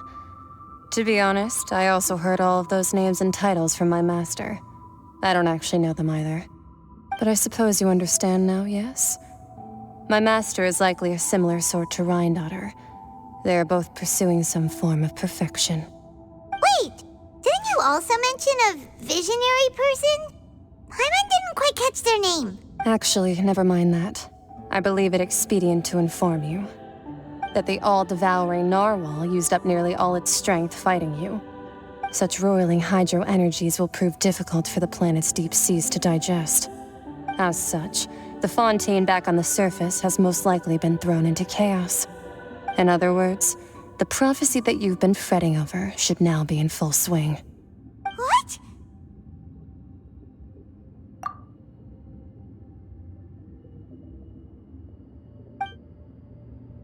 Not to worry. Focalor has already managed to deceive the heavenly principles. In the end, the people will all be dissolved into the waters, and only Furina will remain, weeping on her throne.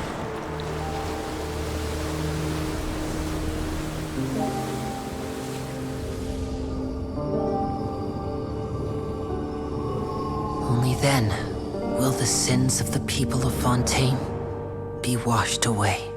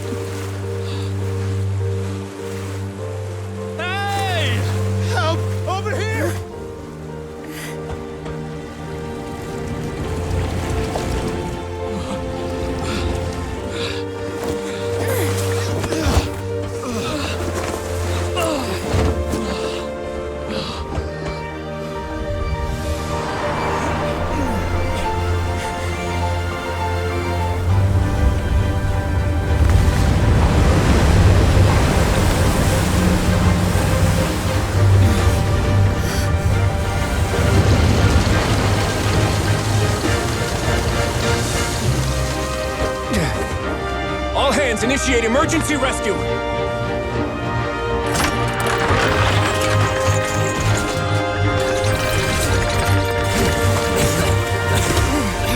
Hurry!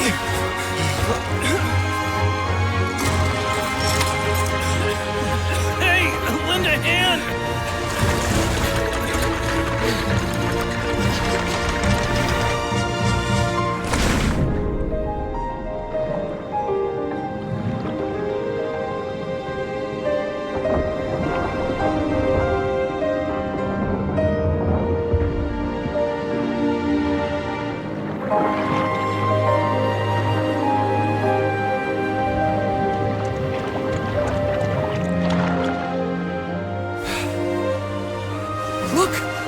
Receding! It's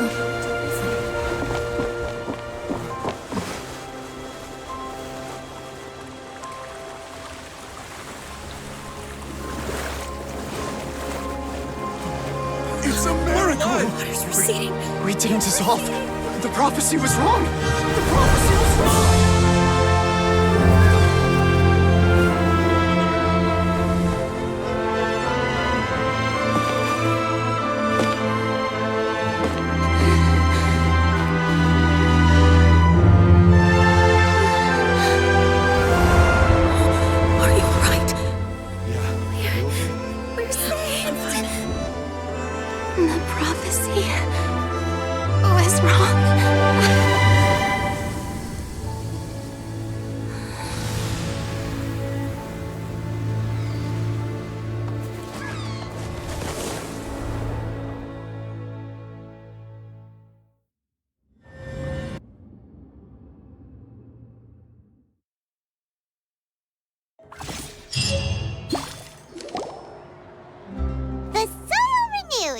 The Nvidea Geforce attacks post-disaster rebuilding. I visited Poisson to meet with Miss Navia, spokesperson of the Spina di Rosula, and we spoke about Poisson's present and future. Old soil can still give birth to new bloom, Miss Navia stated. Hope is like seeing a small cookie when you're starving late at night. Skyship Winglet, Booner Brain of the Fontaine Research Institute. The various disputes that have arisen on account of Mr. Edwin have suddenly become a shield over the Institute, with Jurier turning out to be a once overlooked hidden gem. People always call the first researcher mad, but few know what to call the second.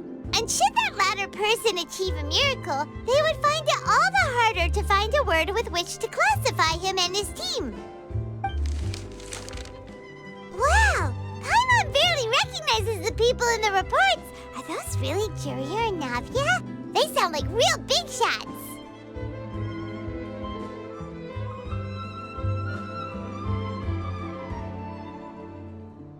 What do you think? Pretty enthralling, huh? The Steambird's idea was pretty simple. With the disaster just having passed, we would print a free edition packed to the margins with good news to calm people down. The value for these big scoops lies in their inevitable follow-ups.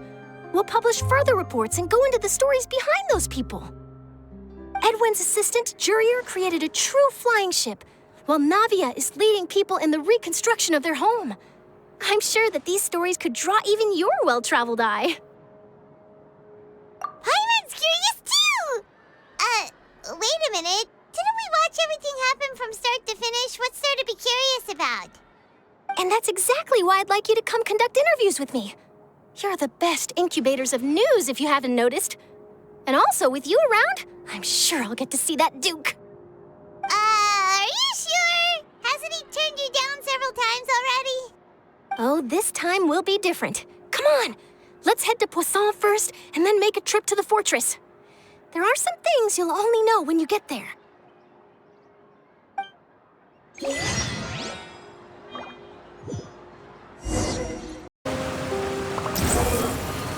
Upon the gale.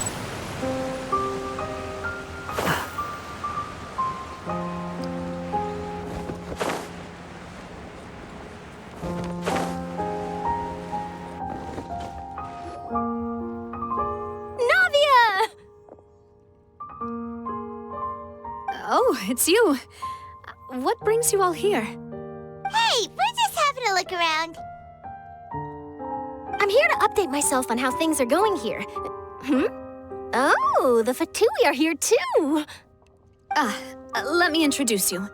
This is Mr. Garunt Snezhevich. He represented the Knave in sending us a large amount of supplies, and is helping with our work. Our residents are hard at work as well. Thanks to everyone, work is progressing nicely. We've lost a lot of people, but we're moving forward. That will have to be enough. Hello, Miss Charlotte. I'm a big fan of yours. I especially like that article you wrote last year about Fontaine's stray cats. But if you don't mind, could you not emphasize our role too much in your report? It's not charity we're doing here. We just happen to share the same interests as the Spina. I get where you're coming from. I'll keep it as simple as possible. Or would you be willing to feature as friendly neighbors? That would be fine. Oh, you're back too. How are things? We finished laying down the construction materials. It'll be another hour before the workers are able to go over there. Huh? You're here too, Clorinde? Well, her reputation's greatly risen after that whole duel business with Miss Farina. So she's here in Poisson to wait out the heat. All right. She really came here to help me out. There's too much to consider in the reconstruction of Poisson. The Spina has need of more decision-makers. And, well, I do already happen to be connected to Mr. Callis. Oh, wait just a moment. Do you mind me asking a few questions? You know, about how you felt before the duel, about what it was like facing down a god. There's lots of exciting material there, I bet. Forget it. I'm sure you can find a better theme than that, Miss Charlotte. I see you're the same as always. Couldn't you do me a favor, for Navia's sake?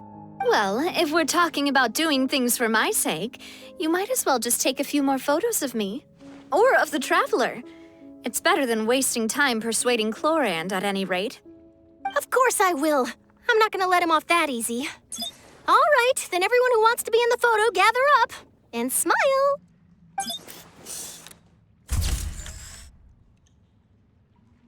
How did it go? Was it a good shot? Did Paimon look cute in it? Not bad. Your addition really helped the composition of the picture. All right, hang on a moment. Let me snap a few more shots.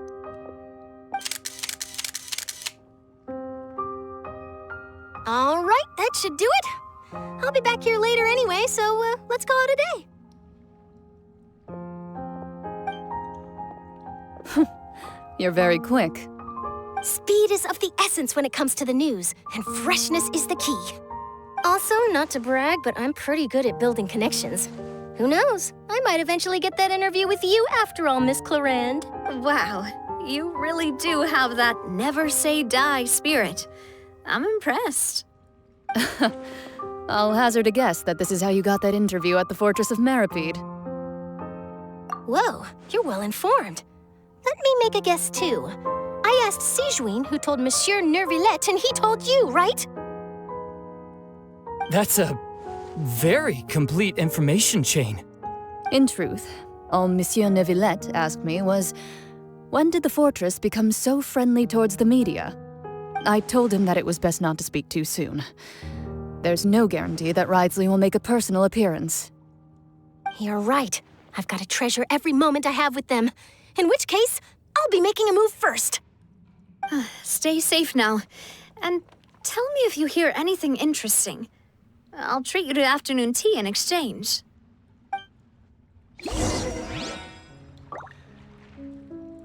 You seem curious about the fortress. Of course. That Ridsley. I still remember going down to the fortress to grill him for information on my father's case. Boy, did he take me for a ride. Without telling me anything, of course.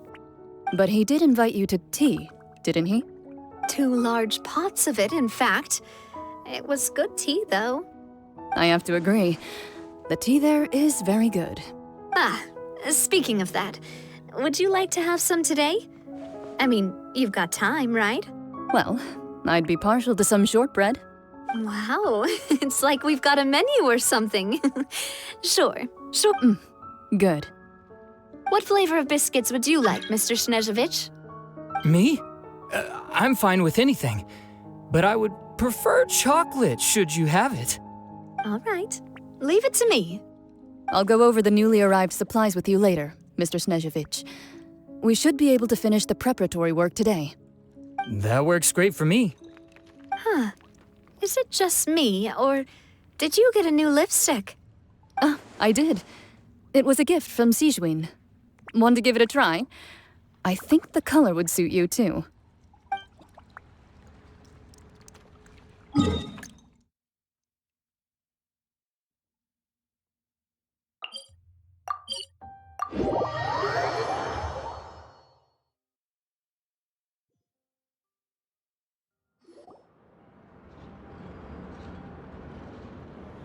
Wow, guess we're here again, huh? There's a real nostalgic feeling to this place. Looks like you've been missing us.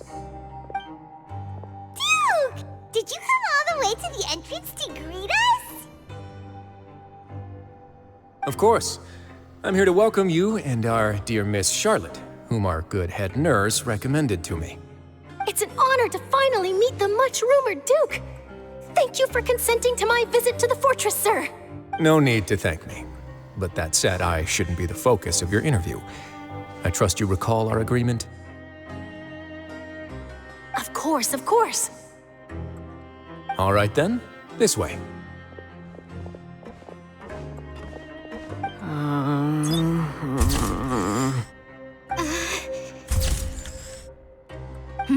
Hey, no need to be so nervous. I've already taken all the photos we need. Miss Charlotte, do these pictures really need to be published on the cover of the Steambird? It would seem that Miss Lorvine doesn't want her face to appear beside that of Mr. Jurier, Sir, please don't say things like that. But it looks like dear Mr. Jurier denies it. Might this interview be very important to you then? No, I just...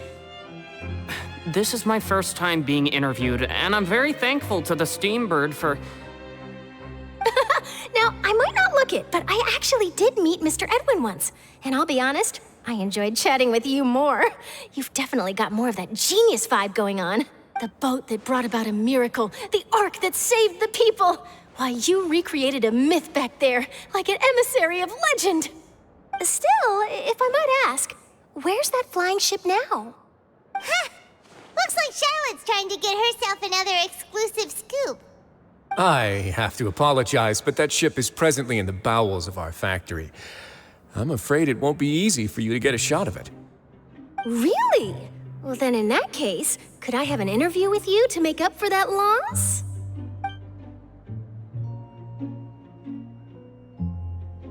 You already know my answer, I'm afraid. Best you interview our head nurse instead. Or perhaps you'd like to take another photo of this couple of researchers? Did you really have to use the word couple? Well, then, 2 solo photos will do. Is my hair messed up? Please, someone help me have a look. Things sure are getting pretty lively here. We've seen this kind of thing before. Oh, seems like everyone's here. Would any of you like to try this new drink I came up with? Ah, Siegeween. Hey, Miss Charlotte. Why don't you, take some pretty photos of our head nurse? Sure. Come on, Miss Siegeween, over this way. Let's find a brighter spot.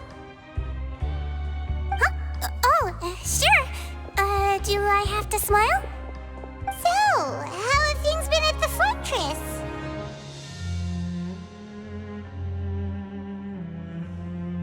Same old, as you can see. Fontaine's undergone some changes, but this place is still more or less the same. Other than that flying ship, it got a tad too much attention, I think. That's why I decided to let the interview go through. We should direct more public opinions toward the behind-the-scenes heroes. Am I right, Mr. Jurier? Miss Lurvine? You're too kind, sir. I believe that you too should have your day in the sun. Not that you would want that, just pity. I'll just leave the spotlight to you two.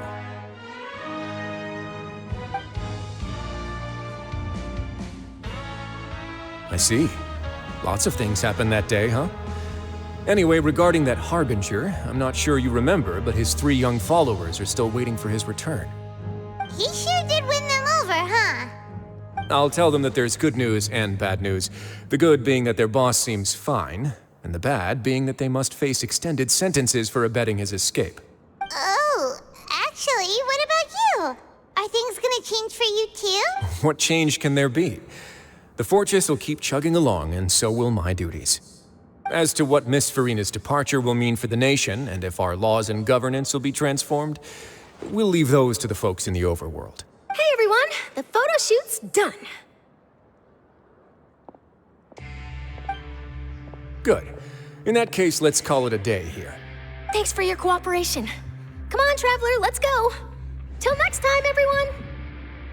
There'll be a next time? Maybe. Who knows?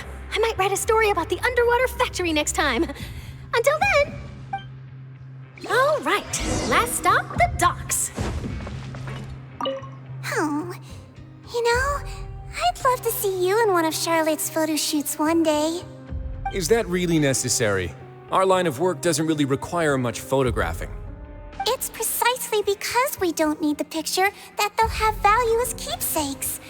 You don't really look all that opposed to the idea, you know. Maybe I'm just happy that I managed to once again avoid the spotlight. I think this interview went well either way. Yes, you successfully kept prying eyes away by using Mr. Jurier and Miss Lurvine as shields. Very good. You should be happy for them. They have a bright future ahead of them.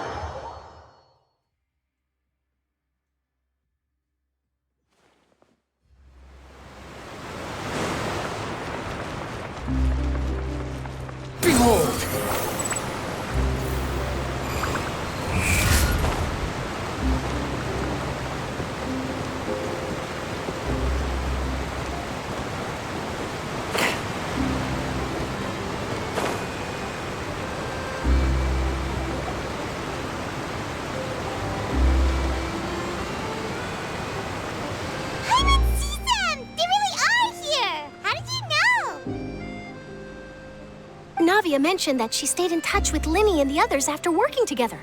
Apparently, they've been at the docks distributing these strange pockets the whole time since. Traveler, Paimon. And Miss Charlotte, too. Would you like a magic pocket? What sort of gadget is it? It's a wondrous bag that can be used to carry many things. The water level has returned to normal, but if you see any of your things floating around, you can use this to carry them. Or you could trick a friend into doing it for you. Trick a friend? I wonder which of my friends would fall for that. You could just make a friend like Fremine here. Isn't that right, Fremine? Is this what you meant by, I'll help you make some more friends? To be honest, that sounds pretty sweet. Could I have your contact, please? Sure. Please, write down my address. Lynette sure is working hard to help Fremine socialize. He was the one who proposed doing this. He even wants to assist in our magic shows. Yes, I was planning to first introduce Pear as an assistant, and later Fremine himself. In the future, I think we can leave underwater escape magic to him too. That said, would anyone want to see a diver escape underwater? Oh, it'll work out. Every journey begins with the first step. He'll become a part of our show eventually. Lynette, could you come over? Miss Charlotte says she wants to take a picture of us. Got it. My, that Charlotte is rather perceptive. She got rid of everyone the moment she realized I had something to say to you. So, how have things been, Traveler? Father says that you did a great deal during the latest events. She's very grateful for your contributions to Fontaine. That's all right. We were more than happy to help. So, what's she doing now? Oh, I guess you haven't heard. Well, after Lady Farina left, Father and Monsieur Nervillet opened negotiations, during which he gave Fontaine's gnosis to her as a diplomatic gift. A diplomatic gift? A gnosis? Yes, I was quite surprised at first myself. But when I thought it over, there were actually a number of things going for it. It could have been done as an apology for the incident with Lord Child, or as thanks for his help in tying the all-devouring narwhal down. Furthermore, Father did also lend significant aid to Fontaine and Poisson. Well, that's true, but this is a gnosis we're talking about. Doesn't this seem a bit irresponsible? I would agree, but I've also heard that it seems that Monsieur Nervillet has had a significant change of heart regarding the matter. So there's some reason for this that only Nervillet knows about? I suspect you'll have to ask him about that yourself. Yes, speaking of which, I did see him strolling around the entrance to the Fortress of Meripede a while back. Isn't he real busy and stuff? Paimon didn't think he'd have the time for that. But back to the topic. The gnosis was given to the knave, right? What about Child? They say that he's returned to Snezhnaya to recover from his wounds. I hear that the recent disaster really did a number on his health. That's true. When you think about it, we've had loads of run-ins with the Fatui. To think we'd be allied with them this time. So shocked by such a simple switching of sides?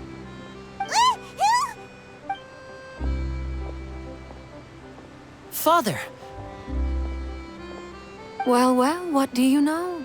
Come to the docks to see how my children are doing and meet the Traveler by chance. Please do not pay my accomplishments in Fontaine too much mind. I would have done them regardless. Are you going to take the gnosis back to Snezhnaya? That is our duty as harbingers, yes. Don't be too preoccupied with sides. The goal of the Fatui concerns not a single place or person, but the entire world. With such a grand goal in mind, it is inevitable that we must wear many masks. Switching my masks is something I've always done. Well, that depends on many things. No one truly knows what the future holds. What good is honesty if you can't rely on it forever? As for you, I very much look forward to our next collaboration. Good things cannot be achieved alone, and you've proved yourselves to be great partners. A vision? All right. I'll remember to return it. Thank you for keeping it safe for him this entire time. And that's a wrap for me. Huh? You're... Greetings, Miss Journalist. Hello. If I'm not mistaken, there are diplomatic channels I'll need to report to take a photo of you. That is correct. So forgive me, but I will not be able to serve as a subject in your article. However, feel free to write as much as you'd like about our dear magicians and our upcoming rookie talent. I will. The sea breeze is quite pleasant. I shall continue my walk while the weather remains so agreeable. Farewell. Farewell, Father. Oh, she has such an intimidating presence. I didn't even dare to take a picture. Thankfully, I've already wrapped up all my pre-scheduled interviews. Thank you all. This'll be more than enough for me to write about, I'm sure. Don't be too nervous. Why don't you take a magic pocket before you go? Here, Traveler, Paimon, you take one too. To move things about? That's right. Funny. I was giving out magic pockets when we first met too. And what do you know? I'm doing the exact same thing right now. So many things have happened, but the pockets are still the pockets. I guess this must be life. We will all follow our own paths, and serendipity will lead you to your fated friends. All right then. We'll be handing out pockets in some other districts later, so we'll get going now. Have a good day, you two. Well, guess we sent Charlotte off. Shall we go see how Neverlette's doing?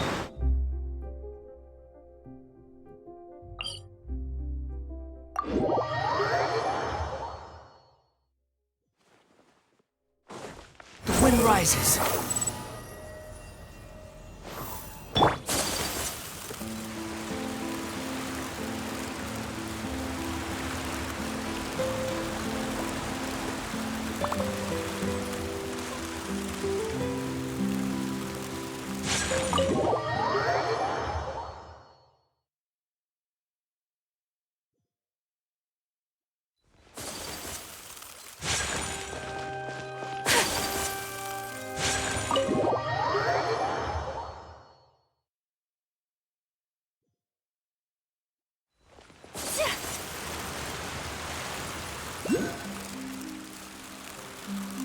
The entrance to the fortress!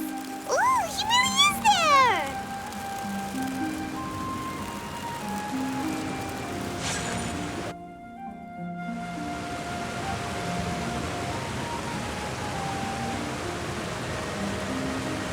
So, you really are here, Neverlette! Paimon didn't think you were going to have free time this hour of the day. Really? Oh, I suppose you must have met Mr. Linney.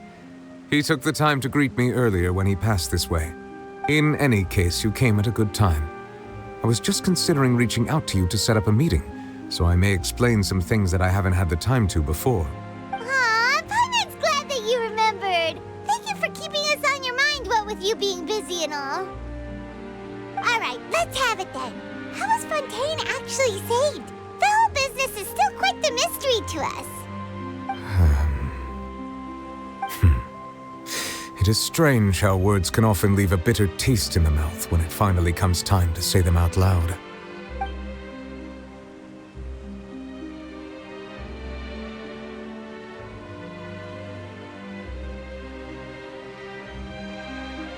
Whoa, so that's what happened?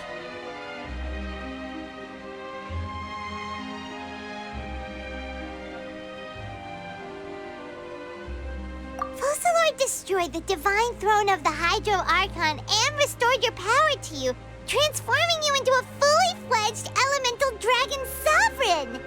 But Paimon still doesn't quite get what you did to save the Fontainians from dissolving.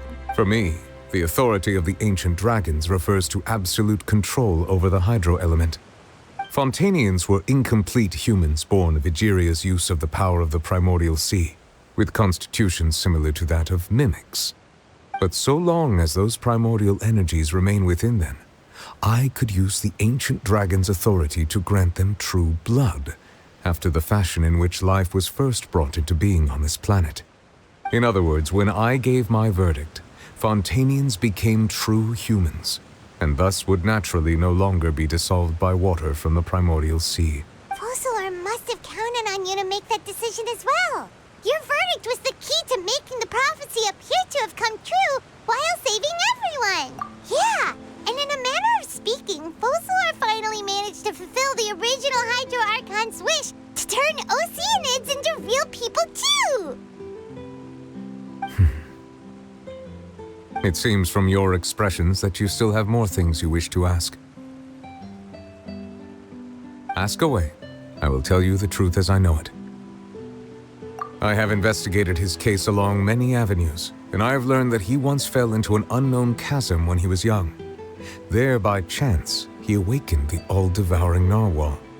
But whether it be by sentiment or reason, that should not have been enough to consider him the root cause of the disaster. At most, he would have had tangential liability.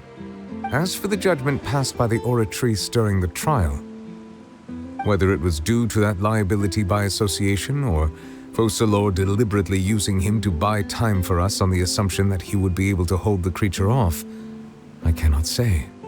Guess Focalor had Fontainians in mind the whole time. In the end, it was thanks to her that they finally became real humans.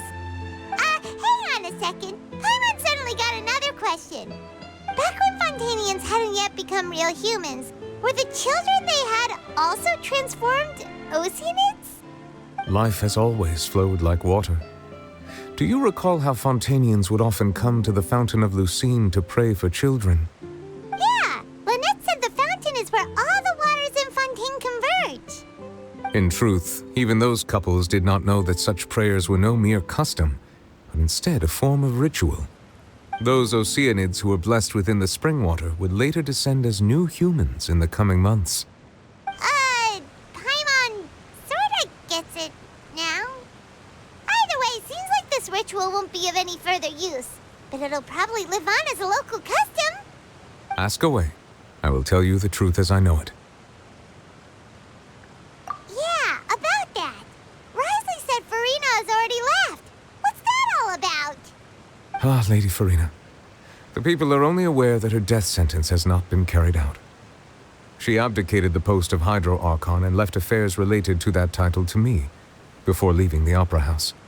I related Focalor's words to her faithfully and completely. After hearing them, she seemed neither saddened nor comforted. She simply said that she was tired and needed to rest. Having said that, she then packed her things and moved out of the Opera House, not unlike how an ordinary person might. But she's still got a place to stay, right? You need not worry. I will make arrangements to ensure that she will not want for food, clothing, board, or travel. In truth, I am somewhat happy for her. The wear and tear on her spirit will, of course, take time to heal. But now that she no longer has to play the role of Focalor the Hydro Archon, she can finally lay down her burdens and lead a normal life. What about you then? What are your plans now that you've regained your full powers as the Hydro Dragon? After Focalor passed on, the Oratrice also ceased to function. This matter will directly affect our trials. After much careful consideration, I've decided to take over its role in our courts. From now on, I shall hear cases and pass verdicts by myself. Looks like you're still considering stuff from the perspective of the Udex, huh? As an elemental dragon, there are indeed many things that I must do. But this power and this duty, in a manner of speaking, you could say that both were granted to me. As such, before I attend to my other responsibilities, I must first and foremost continue to serve Fontaine as its highest judge. The duty of the Hydro Sovereign and the duty of the Udex shall coexist within my person. Additionally, the Hydro Archon's departure has brought about another problem, which is that the Opera House shall no longer produce indemnitium. That's true. That power was derived from the people's faith in the Hydro Archon, wasn't it? Wait, but the various mechs and machines in the city are all still okay. Where are they getting their energy from? As I am now, I have full command over New Musia, and it can serve as a complete substitute. Another reason why I cannot quite leave Fontaine immediately. Wow. This ancient dragon's authority stuff is really quite useful, huh? Ask away. I will tell you the truth as I know it.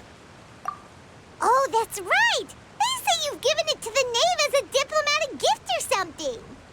Leaving aside their intentionality, the two Fatui Harbingers have indeed done much for us during this crisis. Their sole remaining goal in Fontaine, at least at this point, would seem to be the Gnosis. The Oratrice has ceased to function.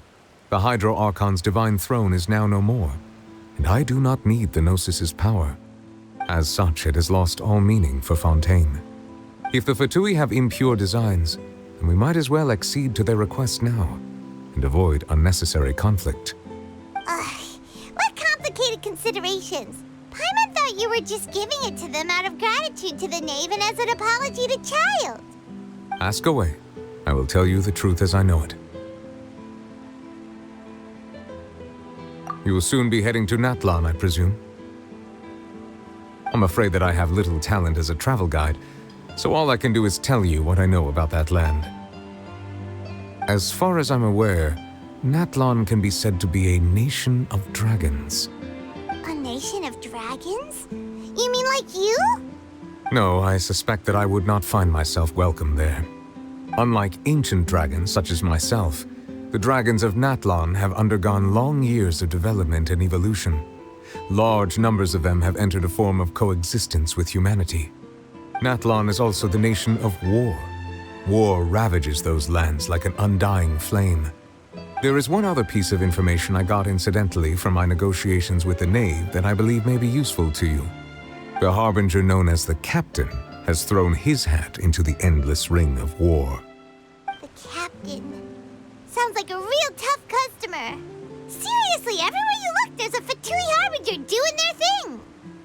I suggest that you fully prepare yourself before going to Natlan. In the meantime, Fontaine's doors will always be open to you. Ask away.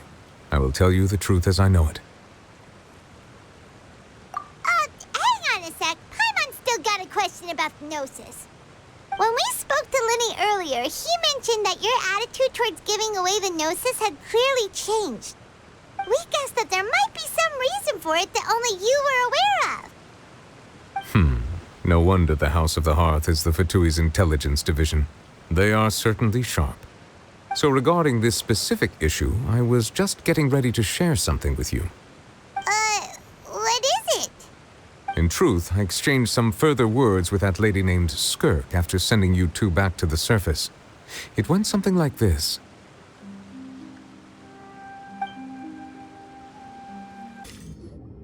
Well, we're going to head topside to see what's going on. You hurry over soon as well, all right, Nervalet? What next? The all-devouring narwhal isn't here, so I'm no longer getting any interference. I can finally catch the scent of your power, what it's made of. It is the authority of the planet's primordial dragons, but with something very similar to a god's curse mixed in. It's quite a novel blend. I'm sure I've encountered something like this before.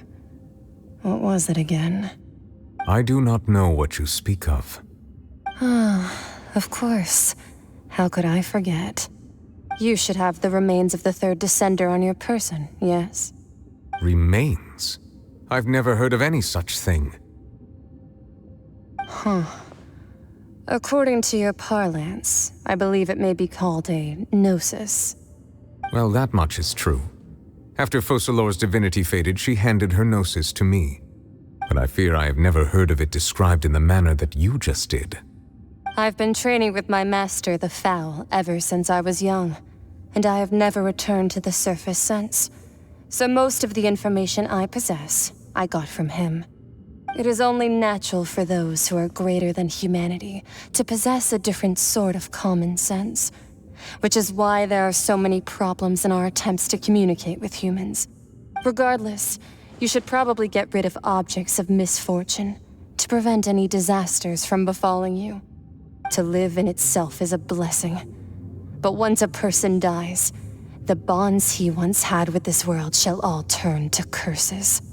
What do you mean by that? No need to fret.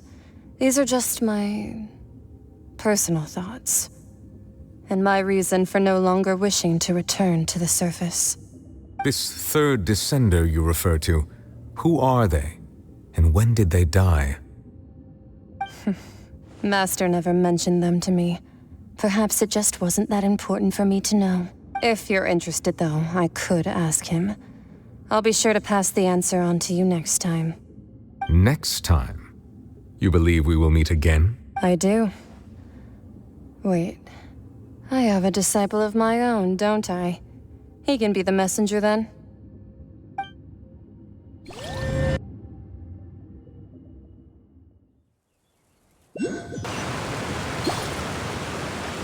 That's what she told me. Whether it would prove useful or not, I wanted to pass that information on to you. The remains of the third descender? So that's what the no-sees actually are. Paimon just thought they looked like chess pieces. How could they be a person's remains? All the same, assuming that there was no misunderstanding or special metaphor at play, that is what she meant to say. And she said that it would bring misfortune and that you should check it, which is why you gave it to the Fatui. If she speaks the truth, then I would simply be putting Fontaine at unnecessary risk by keeping it here.